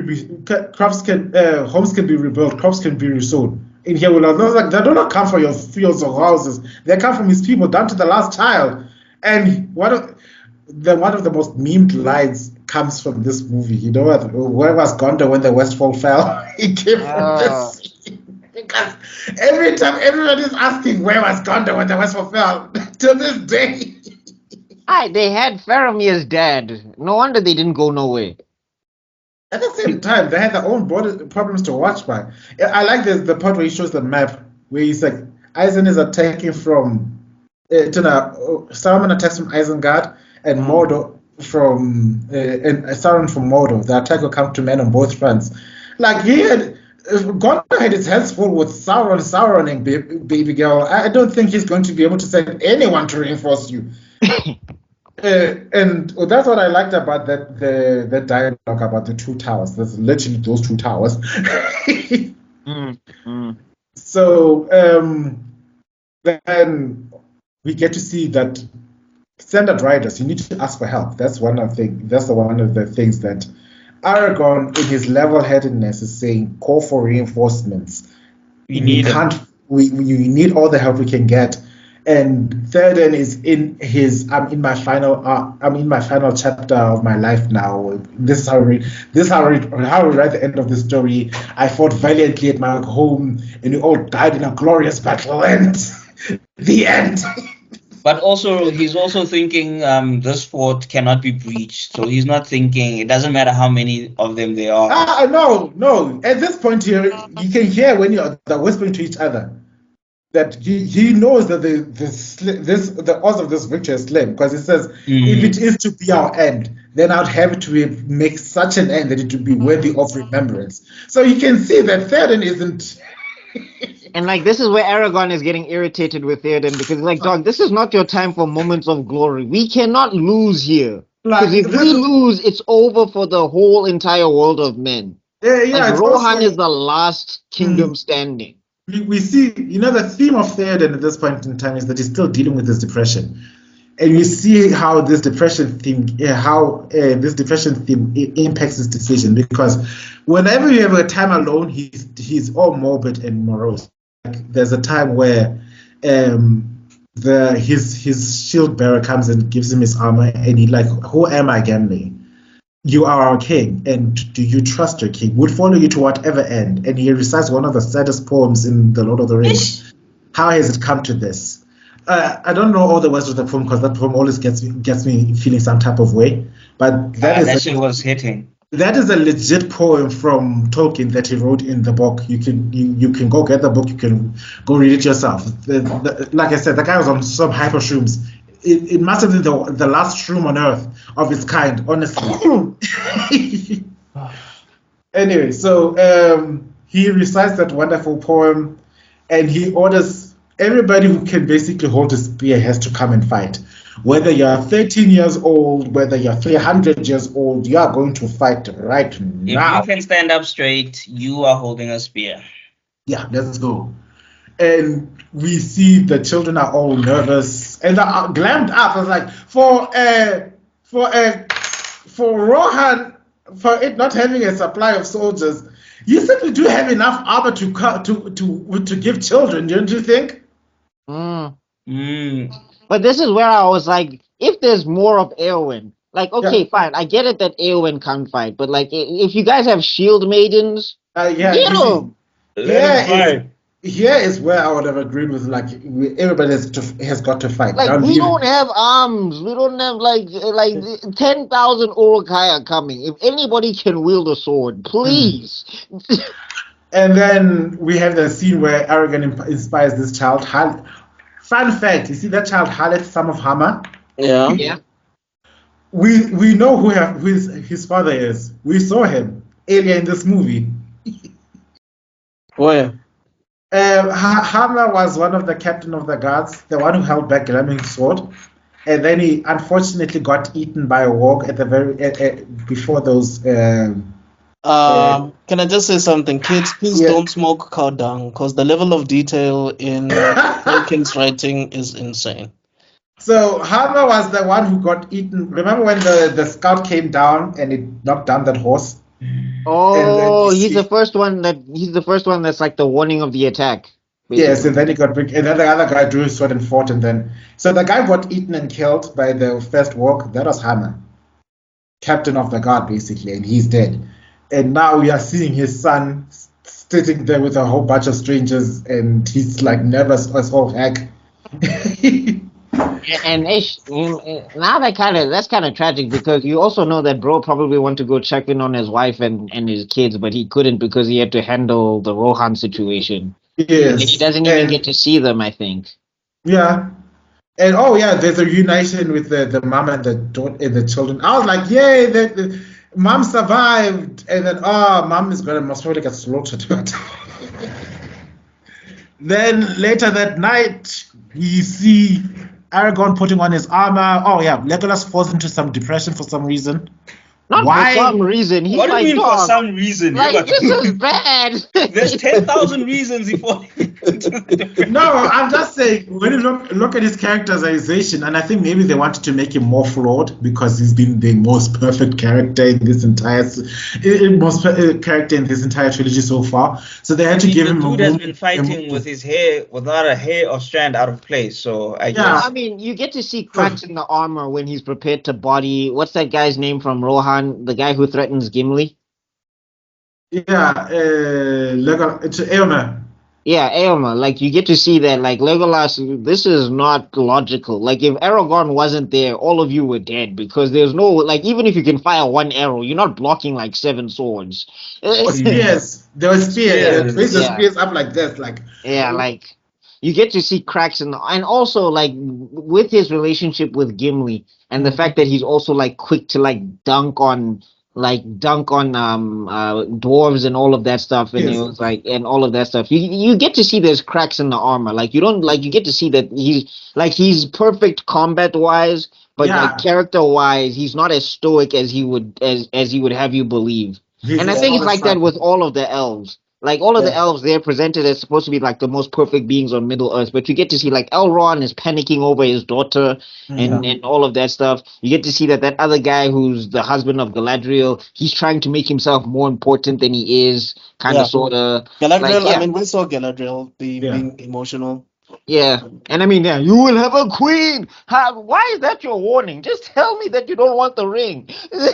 You know. So yeah, I mean. So I hear you. I just wanted to say that. So we are basically confirming that this scene didn't make sense. Why then do you have to show a scene where Legolas goes all super depro? The 10,000 is coming to kill us. They're all going to die.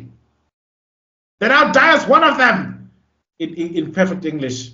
Like, I can imagine that. All the men there were like, what? They're busy speaking in Sindarin here, and it's all elf talk. And I wanted to understand, like, okay, Legolas, what are they supposed to do after this? Just walk? Were you supposed to get into a horse and leave? Where are you going to go?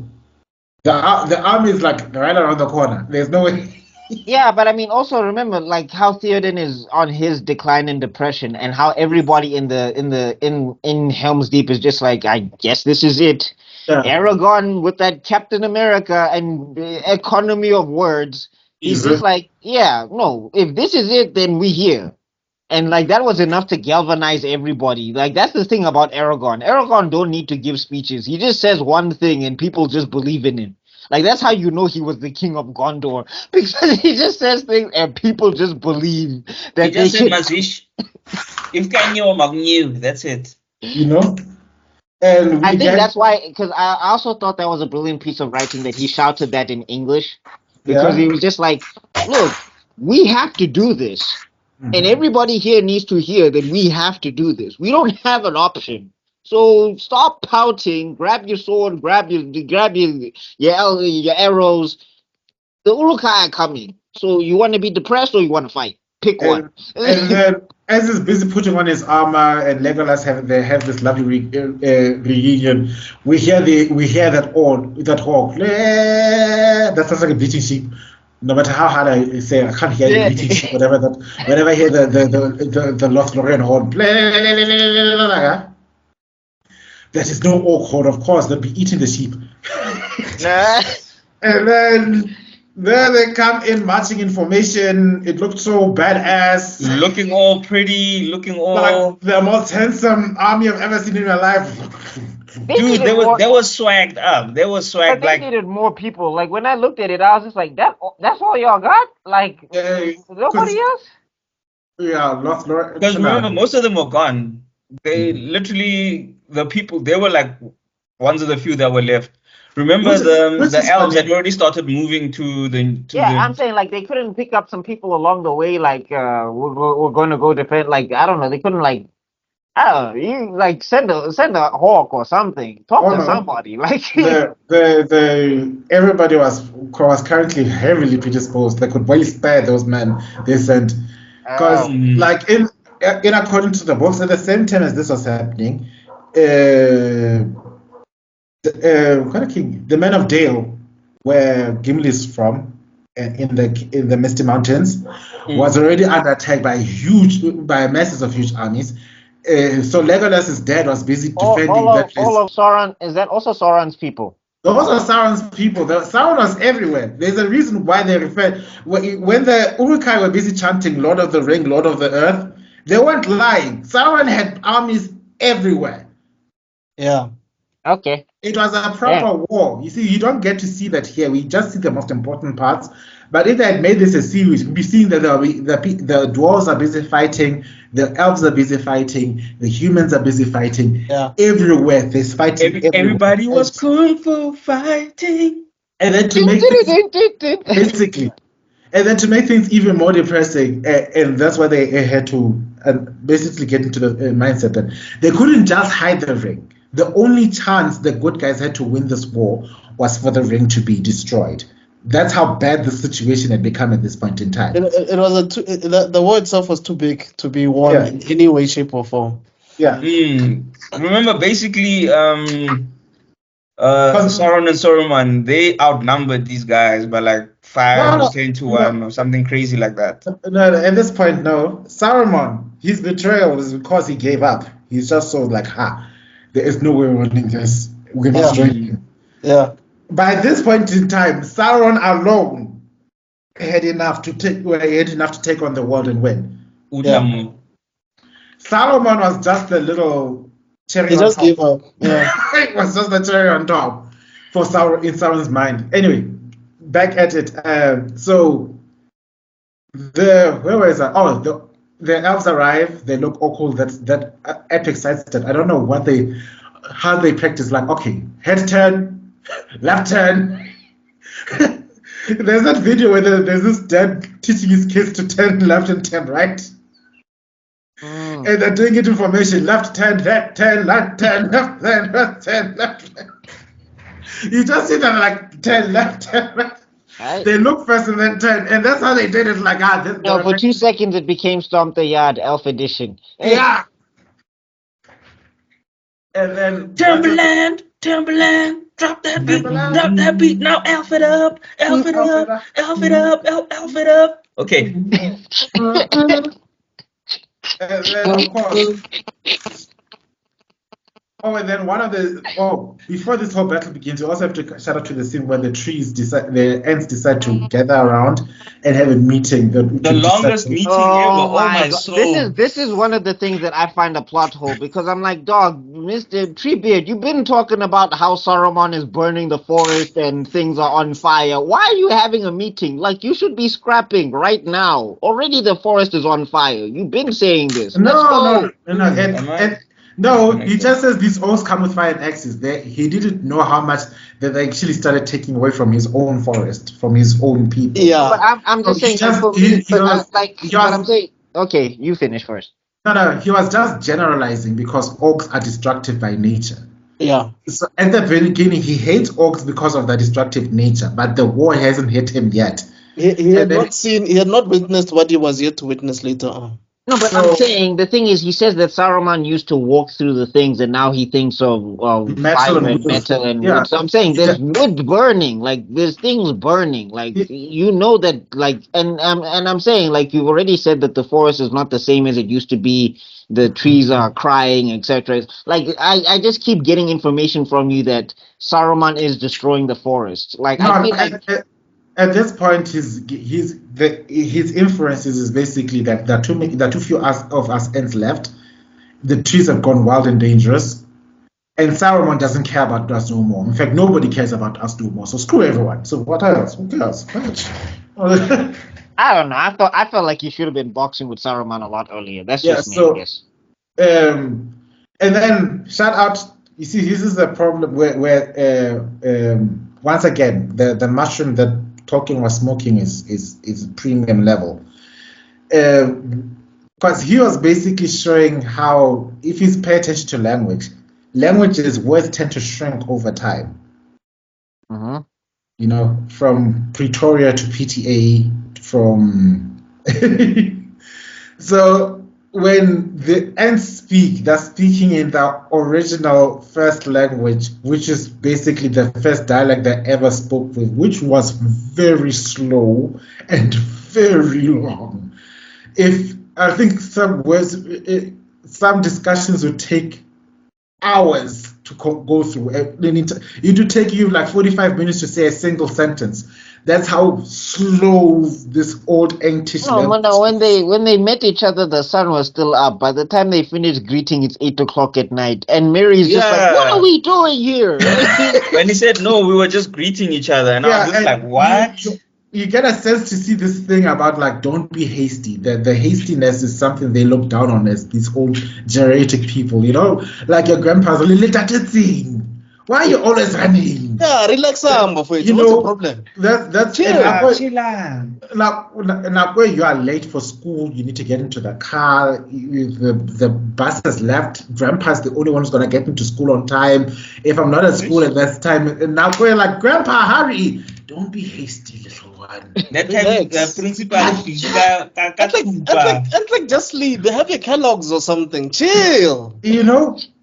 So we get to that scene where now the battle starts for Helm's Deep. We have the awesome elvish archery line.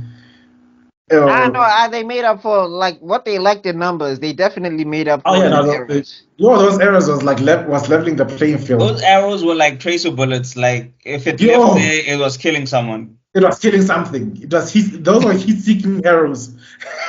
Orc-seeking arrows. Is Legolas better than them? I felt like Legolas was better than them.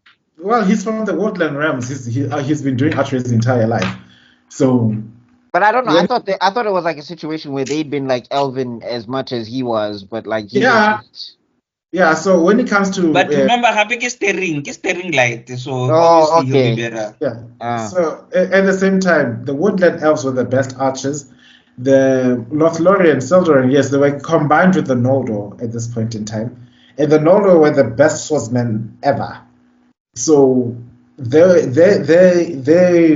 assault play was the one thing they really felt towards, which you actually see in the beginning of the first movie, because yes, they are shooting at a closer range at these orcs front lines as opposed to the humans shooting from far, shooting at a further range.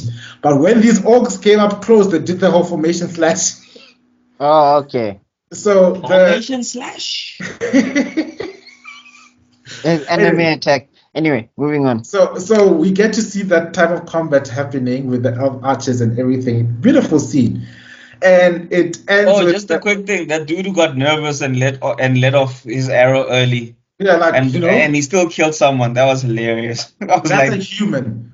The first person to draw blood in the Battle of Hell's Deep was a human being. Not and an old ass nervous human being. Yes. And then they all started. They were probably thinking like, "Ooh, dinner."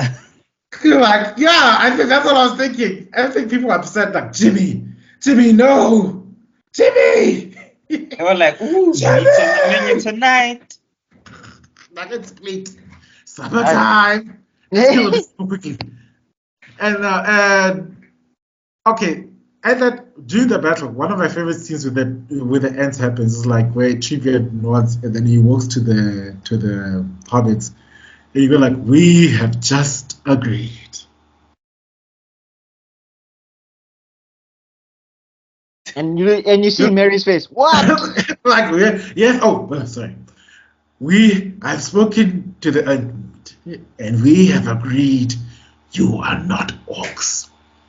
But what about the war? Now, don't be hasty, Master Narrator. Hasty. You know, if Mary could hit them, Mary would have like he would like Mary would have tried to square up with every ant in this. Like people are dying. Come on. You know what I like about if Mary was South African, he would have Israel them. What? I would have bounced off. I would have been like, you know what? Nah, screw up.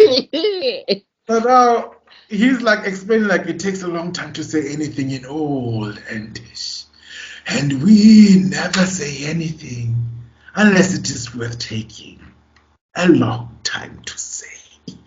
And I was like, damn. But shout out to shout out to Mary Master. I was like, what the hell is wrong with you people? I mean, really. Hey man, that was insane, bro. When he came back with that statement, like we have concluded that you're not orcs. I was like, bro, you've been gone all this time, and that's the conclusion. No, I was just like, you know what? Saruman wins. Saruman's got it. It's over. Pack it up. Yeah. So, bye-bye. So I wanted to also highlight the score between Gimli and Legolas, where they keep score. Legolas 2 already. I'm on 17. What? I mean, I feel like Gimli was cheating because, like, how you catch up to 17 and you were on 2? Like, I feel like you're fudging numbers. No, but remember, there's a point where him and Aragorn go fight mano a mano with those guys. Yeah, but I'm still like Legolas was still busy. Like, Yeah. it wasn't like Legolas wasn't not doing anything. So I don't know how Gimli. I feel like Gimli was fudging numbers. He was like, yeah, no, he won't check. You can't check. So this counts as 17. You killed one. Like 20, 17, 18. It's like, you know, nine. like, you know when you're doing push-ups and then like you're like 1, 2, and then a girl walks by and you're like 103, 104. That's And what then like, wow, 21. And then you just see the other guys are busy walking up the causeway. The causeway right here. And they're marching up in the testudo formation. It's a legitimate formation during the Roman legions. Yes, it did exist. Don't come at me. Don't think about actual titles. It means you're hiding behind your shell. And Legolas, being the chief, the COO, you know, the CEO of this battle was Theoden. He was the king. The COO of this army was Aragorn.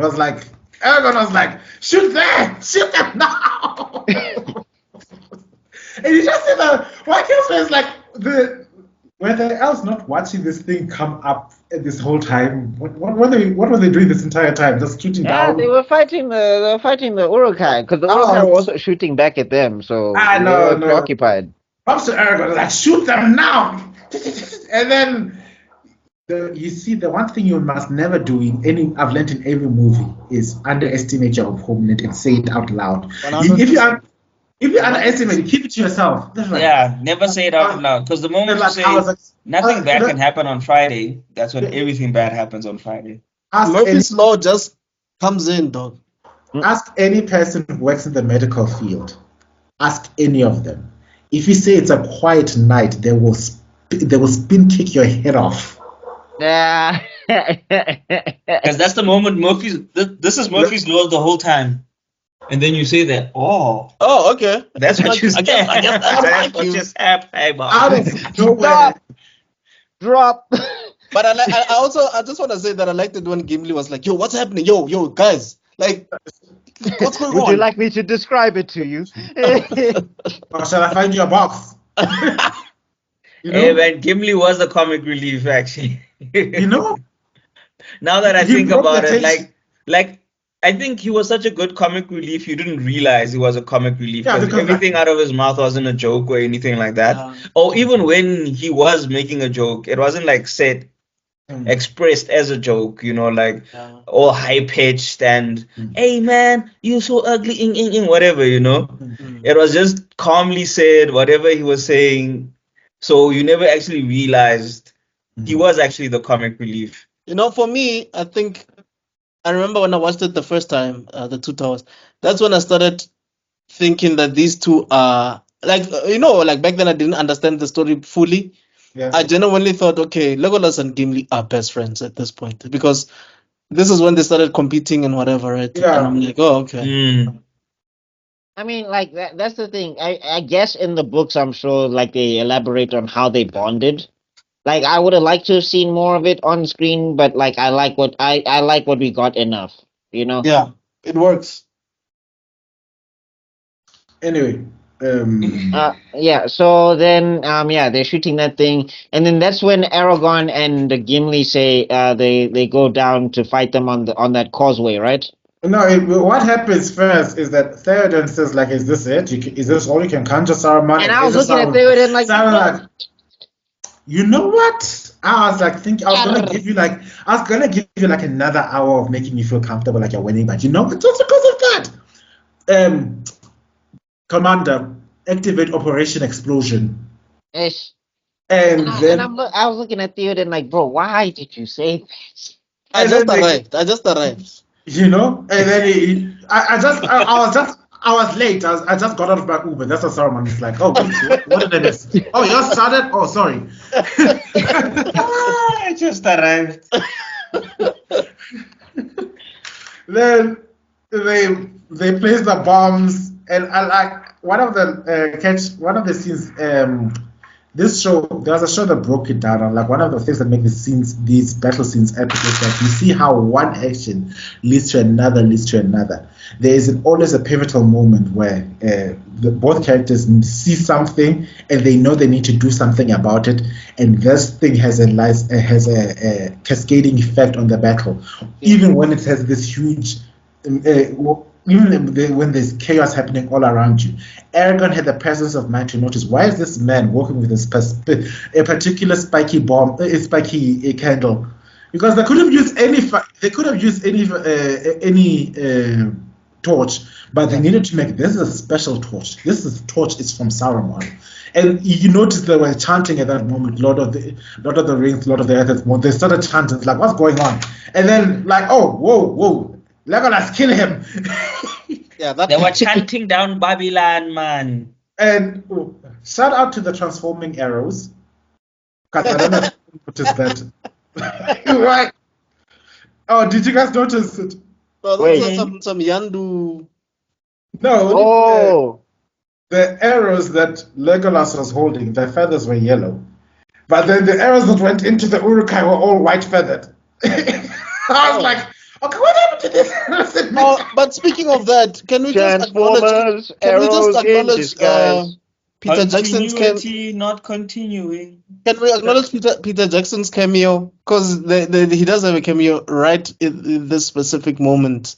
Where? What did he shout? He shouted something. What did he say? Because in the first one he was eating a carrot, right? Yes. In the second one, just about somewhere here, I think he tells the men to close the gate, the door, Oh, was that Jackson? or He's there. or something, or he tells them to shoot the arrows or something like that. Okay, I know Aragorn said it, but just somewhere that you see him for like a split second. Oh, Okay. when the Urukai are breaking down the door. Yeah, something like that. Somewhere there. Oh yeah. Yeah. Yeah, there's a flicker right there. I can see it. But anyway, that being said, the wall blows up. Then you see the battering ram finally come up the ramp to the gate. Yeah. Brace the gate, and then they brace the gate. Boom, and then they come back, and then he's the one who throws the spear. Ah, yes. Yes, Yes. because they open the thing. Yeah! And then a chunk Okay. throws a Oh. rock. Dunk. I lost you guys for a bit there. Oh, Oh okay, no, are we he's back? talking about the Peter Jackson cameo. Cameo. Okay. And like, hold firm, stand strong. And then at the same time, we see Gimli basically sacrificing himself to give Aragorn a time to recover. Yeah. And Gimli's having the time of his life. I mean, that dive down, takes the axe to the head, and then he gets a backhand, Gimli! And then, hello, Firin. And Isn't this where Legolas is like surfing? yeah. And then Legolas steps down the stairs and he's like, this is activate hex mode. And but you also see it was one of the most beautiful charges. You see how the Uruk-hai counter the charge with their spears, but then it's beautiful. But then you get to see just how badly outnumbered everyone is because you just see the bad guys kept flowing into the city. Yeah. Like, damn, this is too many. Isn't this where the king is like, let me get in, let me, slice a few of these orcs. You Just a know. bit. Yeah. But then when does Aragorn toss Gimli? It's gonna happen after this scene because Oh, okay. then we cut to, I think this is them arriving. Oh, yeah, no. This is when Treebeard tells them that the elves are not taking part in this war. So Yeah. peace. And then the guy's like, you must help. You're part of this world. I mean, this was not for one kingdom versus another. It's your right to exist as a free sentient being. And now you're telling me you're gonna weather this thing as you always have? What the hell? And when Pippin tries to say, we've got the Shire at least, like the fires of Isengard will spread and the woods will burn. And we won't have a Shire, Pippin. Wake up. This war is bigger than you realize. And when you just see that low note, we get to see the elves are losing the fight in Helm's Deep. You hear Theoden's like, Aragorn, get your men out of there! Fall back to the keep! So that's after they toss Gimli, right? Yeah. Not yet. Oh. Because they're pulling back into the keep. No. When he tells them to get out, it's after they've tossed because they're now holding the door. Because remember, they had to fortify the door. No, this is the part where he's telling the elves to retreat into the keep. Oh, Okay. right. Yeah. Then that's when Aragorn is commanding everyone fall back, and then they're busy pulling back Gimli together as a group. And then we see Haldi, my boy Haldi, shout out, like orders everyone to retreat, but then he himself gets cut down, and he sees his kin dead all around him. And Isn't that one of the most beautiful deaths you've seen? You'd be like, wow. Like he looked like.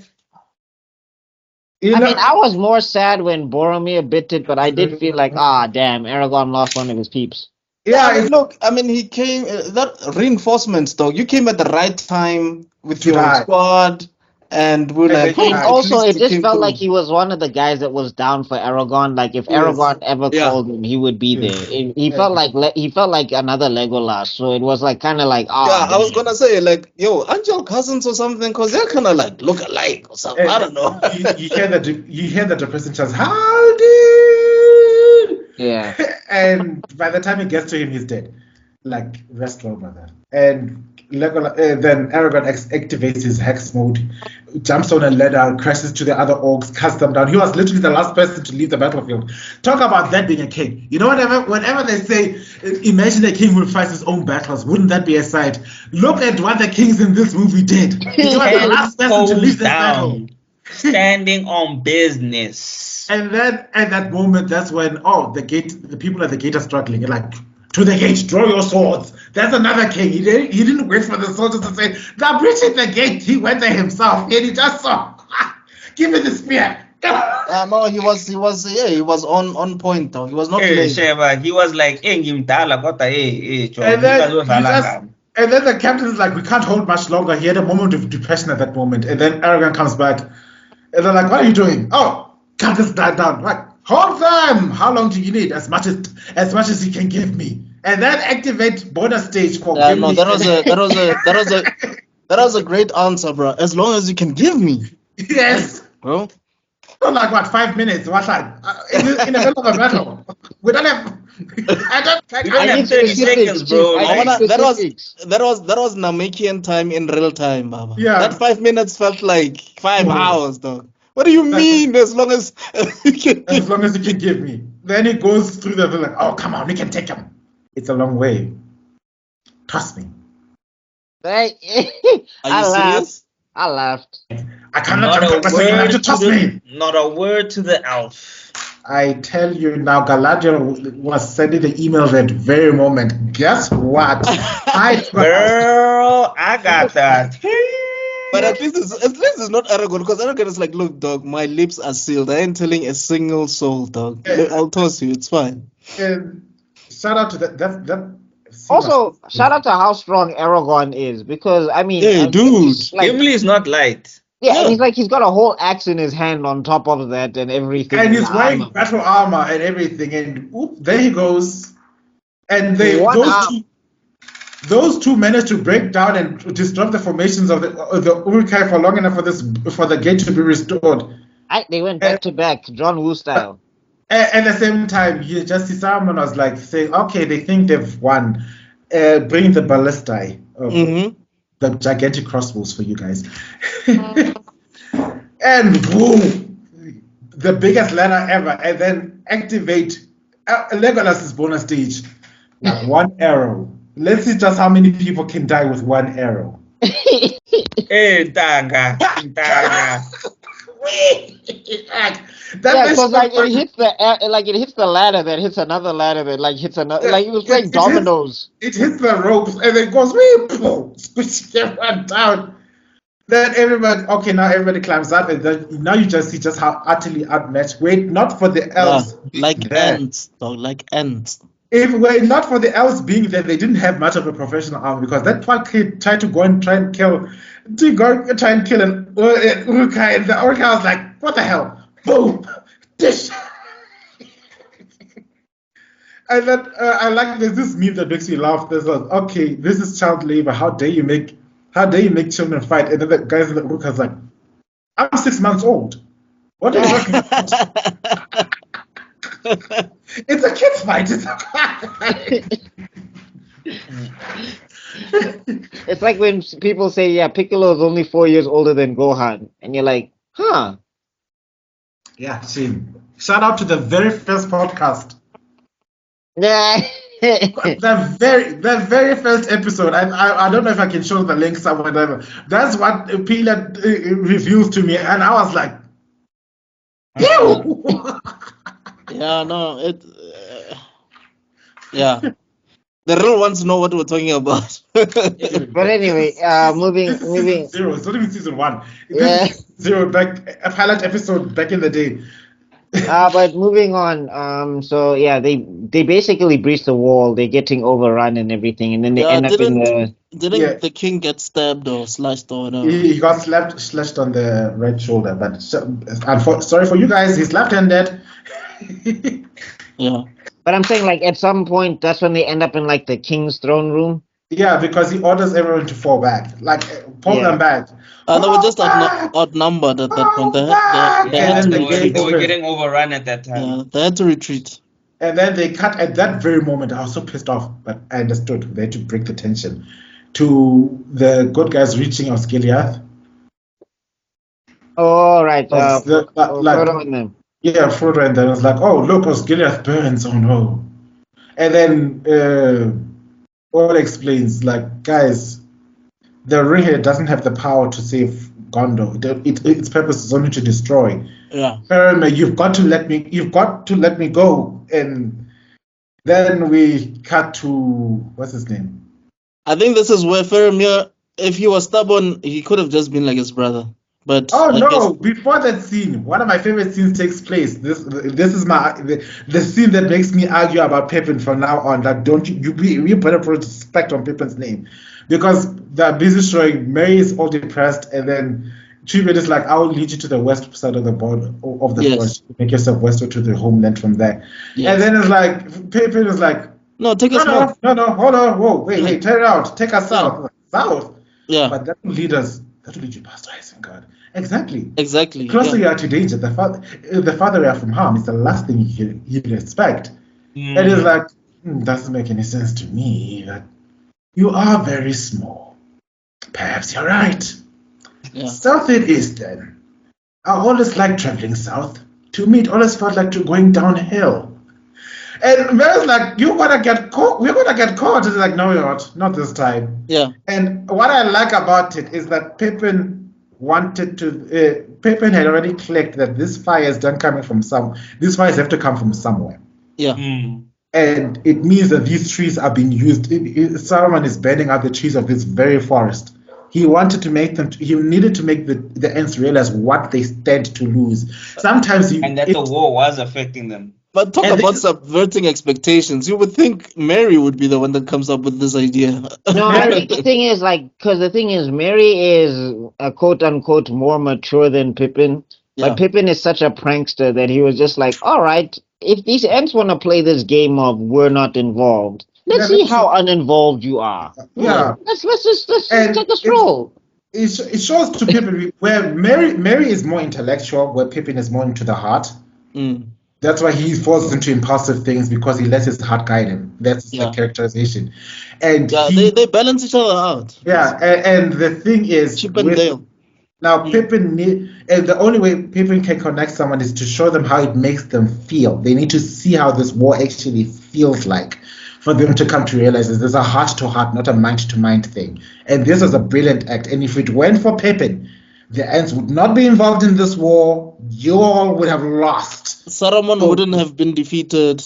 Yeah, so whatever you do, don't you dare tell me Pippin has no purpose and stuff like that. Yes, he's a child, but he grew up fast because of war and he saved the day. Leave Pippin. Yeah, and the, but the the nonsense he does though after this whole shebang. But we'll and get he there. keeps on doing it. And guess what? Every works. mistake he makes Yeah, it works. Yes. It works out. Yeah, works it out works for the greater good for the good guys. No, I mean, he's also MVP, like not MVP, but he's also pretty cool in Return of the King. Yeah. But like, guys, we gotta keep going because we are 3 hours in and we're about to hit the 3.5 hour mark on this movie. But we're almost done though. But we're almost done.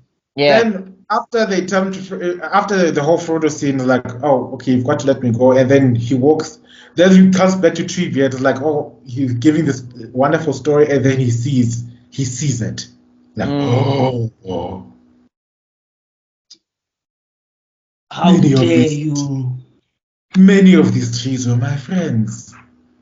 Creatures I have known from nut and acorn. They had voices of their own. Imagine, That was such a beautiful, beautiful line. And also the way it was delivered. But then You also could this feel like the pain this in told me that the Ents y'all don't need to take time on certain things because as soon as Treebeard said we scrapping, Yeah. everybody showed up squad deep. I Treebeard was was like, Hey, bruh. like I'm the CEO of this department in an executive order. I remember. Bobby threw up the bronze signal and it was on. I remember we were watching this with my uncle back in high school, and my uncle was like, "Hey, when are you vote? You know what that means, right?" I said, "Like, yo, this guy is calling for reinforcements, though." Yeah. And what I love about that scene is, first of all, we get to hear. You know that line, "Creatures have known from nut and acorn," was actually a passage from the book, because that's how Tribute laments what's going on. You see, when the ants decided to go to war, there's a very passage. The ants are going to war. One of the lines is that the Saruman has burnt my children, basically. And he's like, we may go to our doom, but guess what? This doom's gonna take us both. I'm going down with you.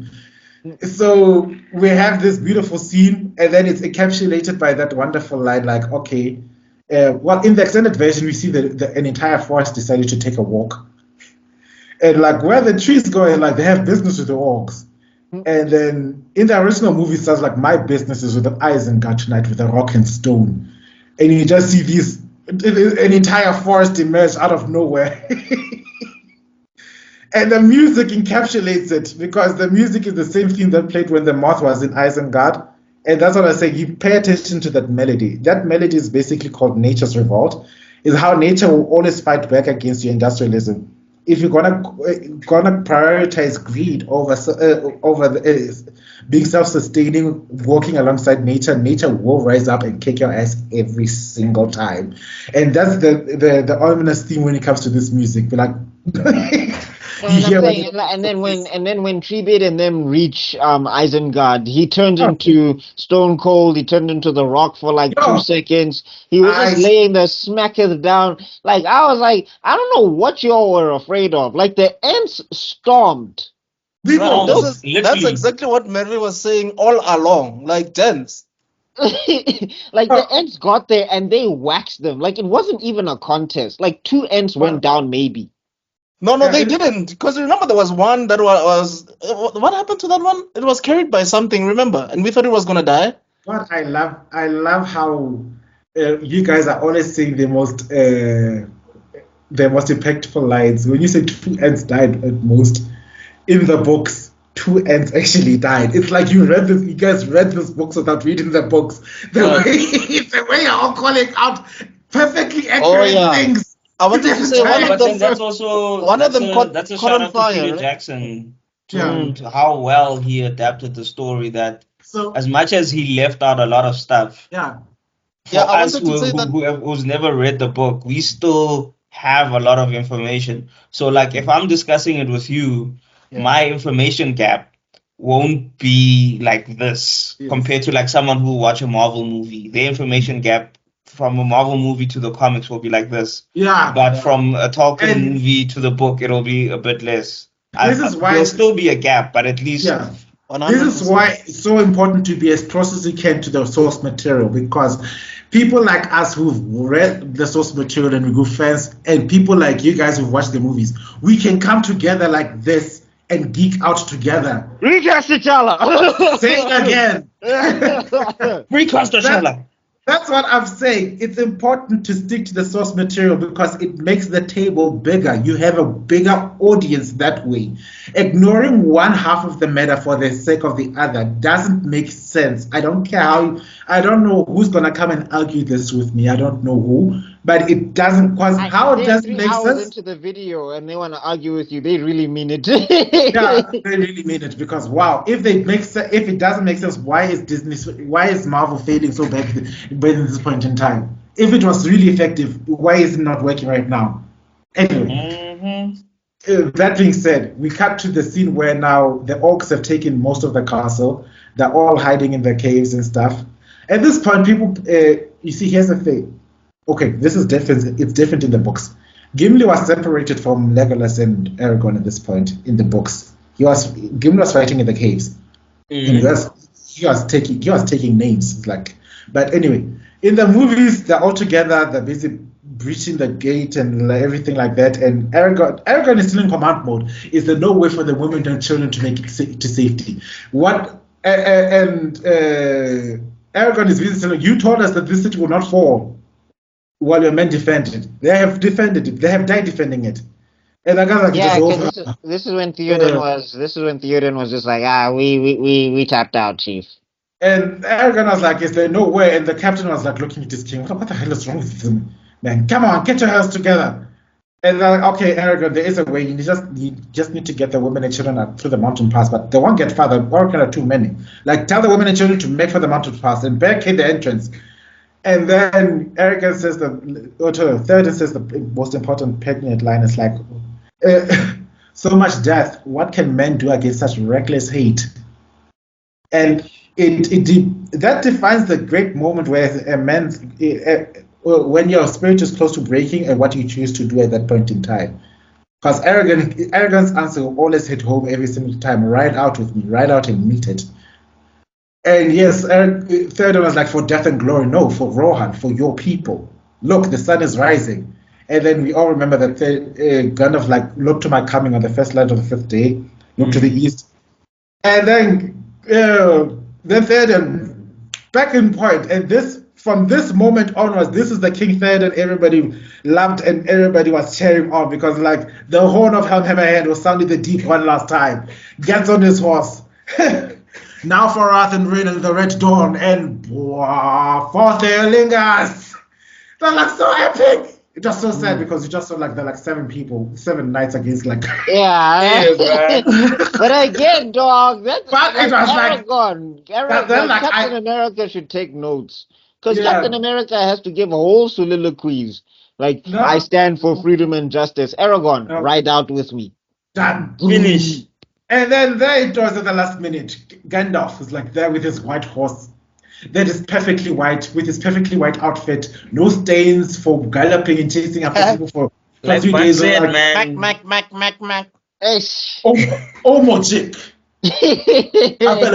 No, but then also I was screaming at the screen. I was like, Gandalf, stop posing, dog. Get down there. And No, bro, you gotta be dramatic. I mean, you can't just come in and save the day and just be like, I'm gonna save the day. You gotta be like, I am about to save the day. It was dramatic because it caught the attention of the orcs, and they also like all of a sudden looked like, whoa, what's that? And which stopped the fighting from happening, because if they continued fighting, those poor guys would be dead. So like, okay, what's going on? And then a man on a horse, whatever. But he looks brilliantly bright, damn it. And then wait. There's another man. At that moment, they should have started playing I'm Sexy and I Know It. Girl, look at that body. Girl, look at that horse. Girl, look at that staff. I work out. I resurrect. And then the other horseman comes. It's like Theoden King stands alone. Not alone. Go hear him. To the king. And boy, people are about to shed men tears at this moment. It's like, and the dramatic slow motion charge, they clash. They see one of them gets one of the orcs get decapitated in mid-air. They're like, yeah. How many people did Gandalf come with? 2,000. And they clapped all 5,000 of the Urkai. This is the moment where I actually felt like George R. Martin was also taking notes, because I'm like, this is quite similar to Jon Snow. You know when Sansa comes with the little finger. Where have I seen it before? Exactly. You know what I mean? So yeah, you see, here's the thing. He copied Martin. He copied my whole flow. You know. Now I wanted to say, here we see. I'm gonna go into the General of the Army tactician talk right now. The Urka army is designed to fight against cavalry units. That's why they've got the extra long spears. If you fight against extra long spears in the old time, the horses lose 100% of the time. You never charge in a line of spears with a horse. But here we see the genius the battle genius of Gandalf. One, he positioned himself with the sun behind him, so that these guys couldn't see what was going on. They were blinded at the last minute, disrupting their formations. Two, the angle of which these horses came charging down was too steep for the spears to be ineffective in any way. So it had to work at that specific timing at the right moment. So as he charged down, the sun shone, and the angle was too steep for them to reorganize the formation. That's what caused Gandalf to break through. And then at the moment the horses break through into your formation, sweetie, it's over. Yeah. No matter how hard it's either you stop them before they break through, or you're dead. And at this point, you just saw, hey, shame, they were having a field day. And then we cut to Isengard, where the trees were having a field day of their own. I mean, I will take your brother and beat you with him. Hey, bro. Like they were whooping ass. I'm tree bird, bitch. I'll smack you with your own pimp.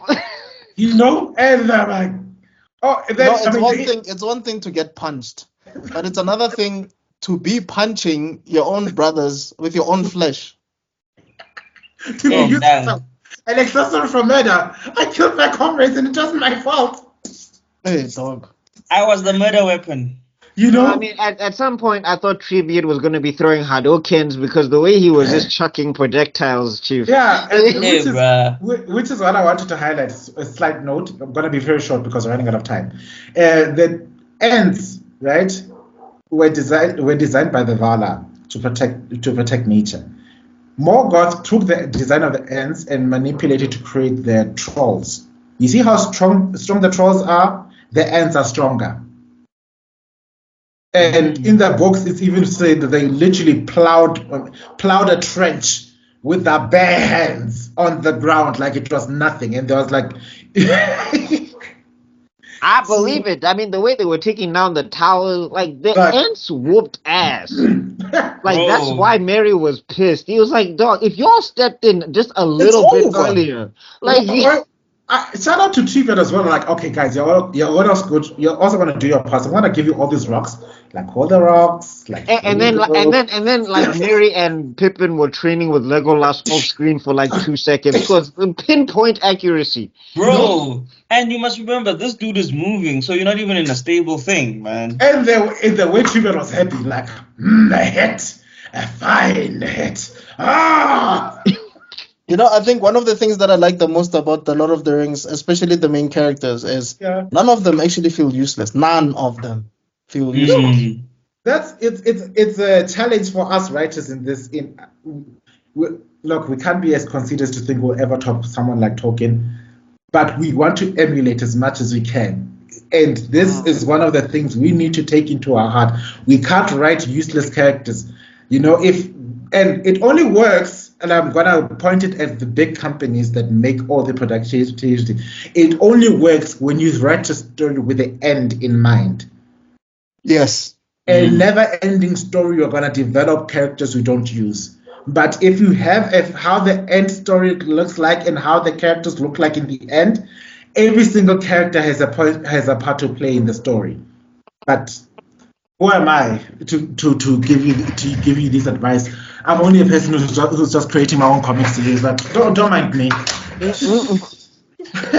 So yeah, after that, like Saruman got waxed. I thought Saruman had like some fire powers. Nah, the Ents just they demolished. And then we cut back to Helm's Deep, right? No, we cut back to Frodo. Frodo, because there's a part where like they're in the city and they're basically explaining like, hey guy, the city's going to be overrun, things are bad, and Frodo's like looking at Sam like, what the hell are you saying? And he just sees Sam like, mom. And like, and then like, oh wait, send these people to my father. Tell them Faramir sends a mighty gift and open the Chaltenia fortunes in this war. And then Sam snapped. Do you know why? Your brother died? Do you want to know why? Your brother tried to kill him after he swore an oath to protect him. Yeah. He tried to kill him. The ring drove your brother mad. Now imagine what's going to happen to your father. Ooh, that dude was like, that nigga already crazy. That's all I'm saying. But that's not the thing that breaks Faramir, because I think Faramir was still like pushing against that. Then he hears Frodo go like, yeah, come and let's go. And like, bitch, I'm hearing there's something important already. I've got a connection.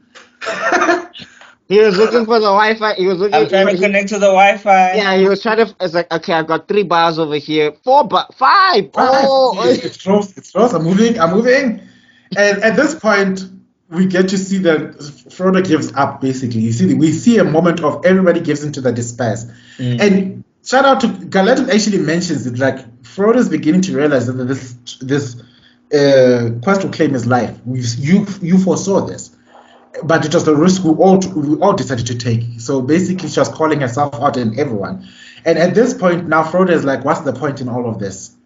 And he walks up there and it's like, "Where's my And ring?" I think that's when Faramir breaks. Like when Yeah. Faramir saw that happen, he was just like, "We have no chance here if we have the ring."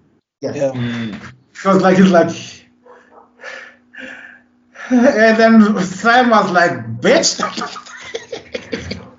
No, what I love about Sam is like, "Dog, we have come way too far for you to pull this nonsense now." Pulling stunts. You're pulling stunts now. Nope. Now, let's begin. Nah. And then Frodo's like, "I can't do this, Sam." And Sam says, "You see, this is."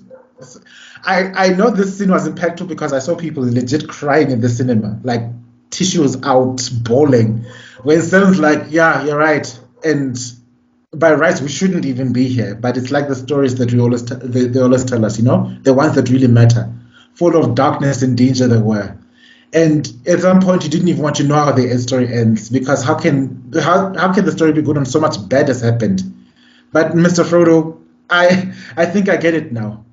Most of these people had many chances of turning back, but they didn't, because they were holding on to something. And Sam, then Frodo looks at him and is like, "What are we holding on to?" It's like, that there's still some good left in this world, Mr. Frodo, and it's worth fighting for. And yeah, shame, cinema done. Cheers.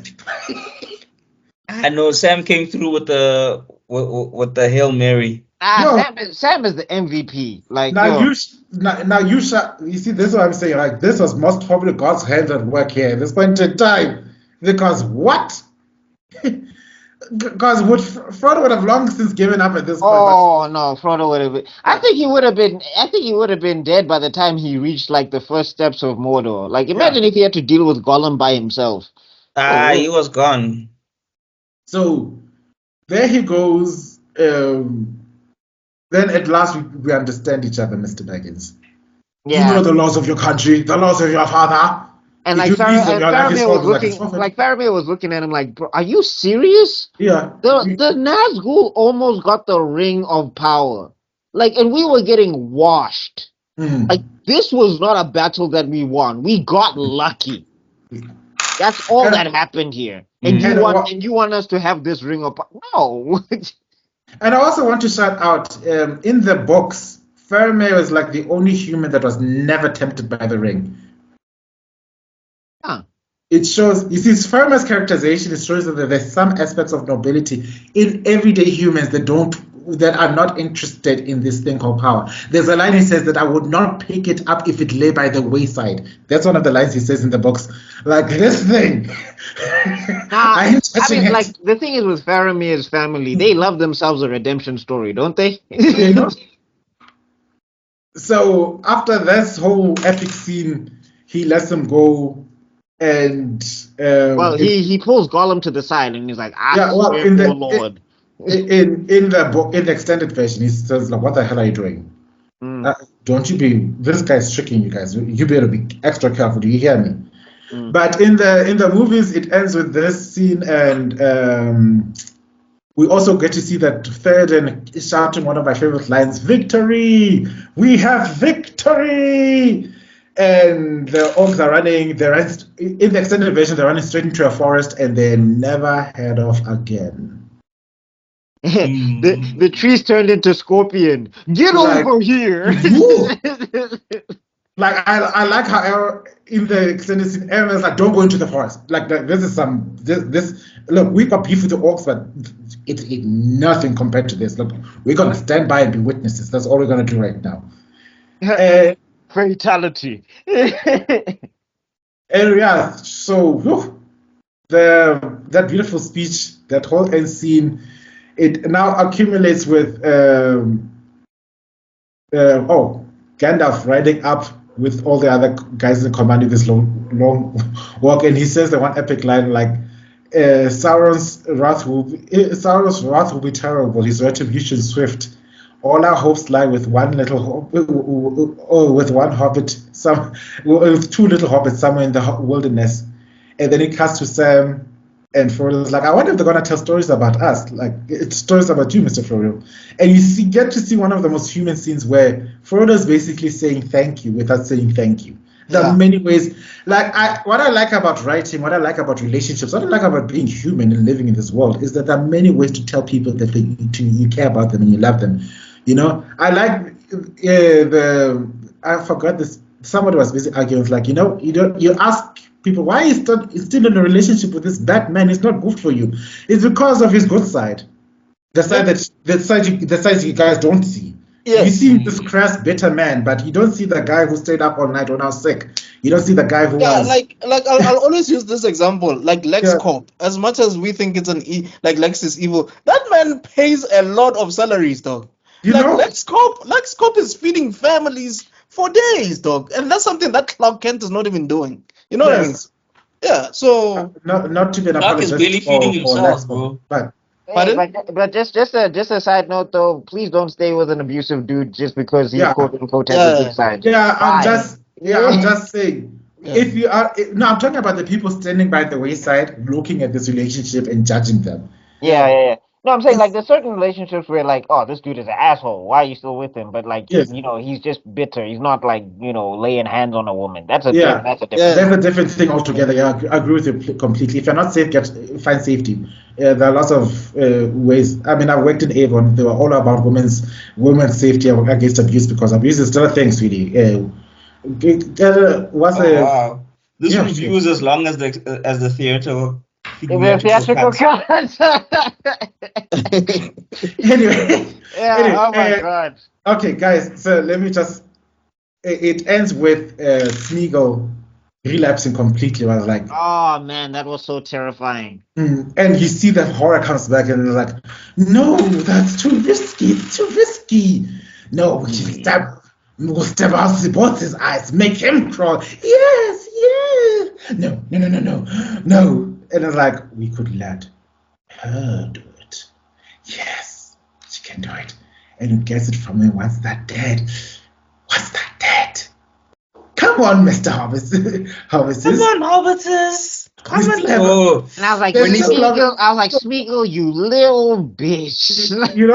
we still have a long way to go yet. Follow me. When I heard that follow me, I was like, tonight, Sam. Meanwhile, these two are busy talking about, oh man, there'll be books written about you, Sam. Like Sam, the real friend. Meanwhile, Smeagol is like, y'all niggas don't even know. Y'all might even make it tonight. Frodo said the sweetest thing, like, Frodo wouldn't have gone far without Sam. Like, Mr. Frodo, don't make jokes. I was being serious. So was I. And you just see, like, Sam was the brave. I was like, aww. And guess what? People started crying all over again. Like, no, but hey, Sam he Wise earned was that the brave, title. man. He earned that title, bro. He earned it. And in Return of the King, he doubly earns that title. Then he Samwise the king. He should have been just king after that. Yeah. Samwise, we're not even worthy to But I mean, and then that's the Two Towers, I That's guess, the Two right? Towers. Yeah. Ends with a beautiful haunting song. It's called Gollum Song. The lyrics are haunting and sad. These words you cry have come too late. Take back the world. Wait, guys. Did we talk about Pippin looking at Saruman's bow? No, that happens in the third That's movie. in the third movie. No. Wait. Yes. No, wait. That is the third one. Wait. Wait. Because the thing is, I saw them consecutively. That's why I'm a bit like. Did they showed them eating, right? Eating in this one at the end. Yeah. In the extended version, Oh, okay. I'm referring to the extended version because he saw Saruman's thing in the extended version of this one. So yay, he eats. Anyway, and then they are smoking. You guys are brave. Like, you're smoking tobacco in front of these trees that hate fire, and that tobacco is a leaf. I'm wrong. It's the third one. You guys are right. I was like, are you sure you want to do that? They don't care. They don't care, dog. They just won a battle. Dog. At this point, I'd be a No, I mean, in the line, like even I think Mary says, yeah, we can't smoke it in front of Treebeard. It might be a cousin or something. And then Treebeard is like, dog, is that smoke? Like, yeah, he's like, What the? The hell? I'll be out of it. And from that moment on, I'll be a pure carnivore. I only eat meat. Yeah, Yeah, I same only here. eat meat. I only eat meat and fruits. The things the blood, the blood, the blessing trees offer us. The fruits are the yeah, especially after are they the pull gifts those from the tree. works. Yeah, After oh my that, God. I'm like, I'm not touching plants. Bro, if Treebeard is like, I wanna see your hood, I'm like, I'm not sure you wanna see me, my bed and stuff, because maybe You that's like know, your distant relative or something. I don't know. You know what I mean? I knew that. I knew that tree, that smell, that tree. I knew it from nut. And you call Oh, no, no, no. no. From Nat. Ooh, but Saruman, bro. Yeah. So anyway, I think that concludes it. Unless you've got something else you guys want to add, it's No, like, don't worry. This will become Just the wanna extended say cut it's of this podcast. Phew. you for me. know, I just wanna say, in as much as Frodo, Sam, and Smeagol don't really do much in this one, I would say that it's really great to see other characters shine in this one, especially Aragorn's crew. mhm. No, it was well done. And also, you start seeing Rohan and you fall in love with Eowyn. If you didn't fall in love with Eowyn, something's wrong with you. Honestly speaking. Well, Well, the way you I are. guess something's wrong with me. But anyway, I love her as a No, character. no, no. I Yeah. don't mean fall in love with her like that. I just mean as a character in general. Like if you hate her for Oh, no oh, reason, then there's no, no, something no. wrong with I will not tolerate any our Aeon haters here. exactly. No, she's good in this, but in Return of the King, I was She's like great. final form, Super You know, Saiyan. and I like how everything's foreshadowed and how you see how Yep. Yep. Theoden overcame his despair in this movie. Directly impacts his characterizations in the third one, but we'll talk about that in a couple of weeks. I think we have to do the X-Men tier list next week. Oh, okay. Right. Okay. Okay. Are the Yeah, guys coming through?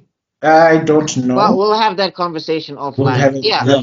great Because it's movie. Like very yeah, epic, and you guys can rank it. Like I said, I've vetoed myself from ranking any of these movies. So this what's one your would score? be this one is a 10, I think. Wow, damn. Yeah, I mean, Yeah, like, yeah, there's like small stuff aside, but I think this one is a 10. impressive. I'm inclined to agree actually. Wow. Give it a Uh, good 9. Zuko, 9. 9. Wow. Almost 2 bars. Respect. Nah, it had And everything you want.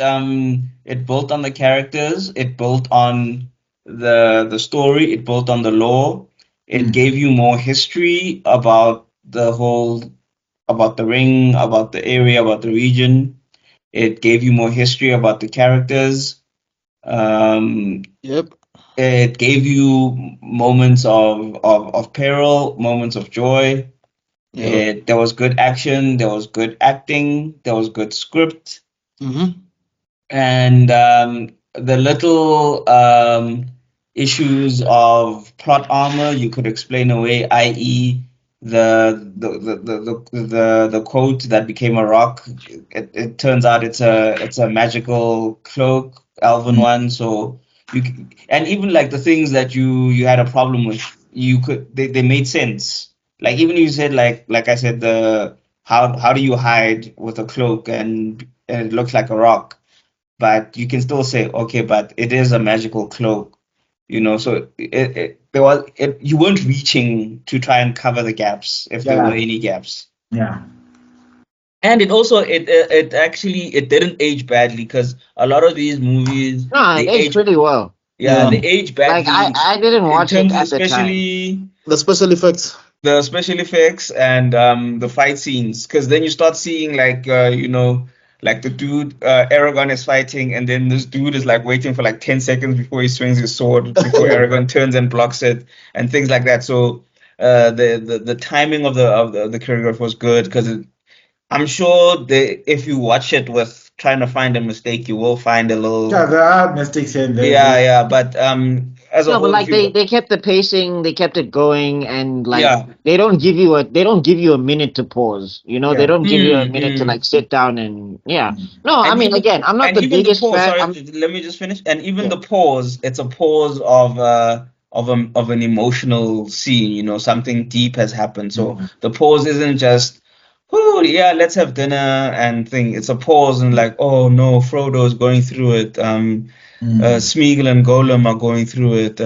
You know, like people are going through it. It's not just a pause for pause sake. Yeah, Yeah. like I was saying, I'm not the biggest fan of this franchise in general, but like objectively speaking, I can't see why I would rate this movie lower than a 10. Respect. Respect. You see what happens when you have decent CGI that still ages well, complemented by a good storyline, and complemented by people who are respectful to the resource material. You see what happens? Looking at you, Marvel. Matrix Reloaded. Looking at you, Disney. Ooh, Matrix. Ooh, It- CGI. Yo, Jesus. looking at It you. looked bad in new. So I You. couldn't imagine now old.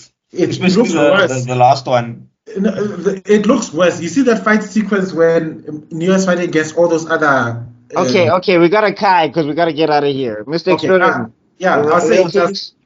I'm actually standing up right now. I'm just waiting for Yale to just close it up. Okay. Yeah, he did give it, he gave it a 10 as well. I just wanted to say, we are looking at you, Disney. That mess you made with the Lion King is unforgivable. Unforgivable. And they're Like, making And two. they're repeating it with Mufasa now, so They're Benny making Jenkins. two. it will watch itself. It'll enjoy. You know the way when people are still like convinced that they're not gonna watch something. That's what, like it'll enjoy. Got it like little pink, little purple. It'll enjoy more. That drawing was the only way that to watch that movie. Anyway, thank you for lasting until this time. We are almost 4 hours in. Ooh, you are strong, Shem. Yo, congratulations. You know, we see that every single video. We see yes. the same thing every single video.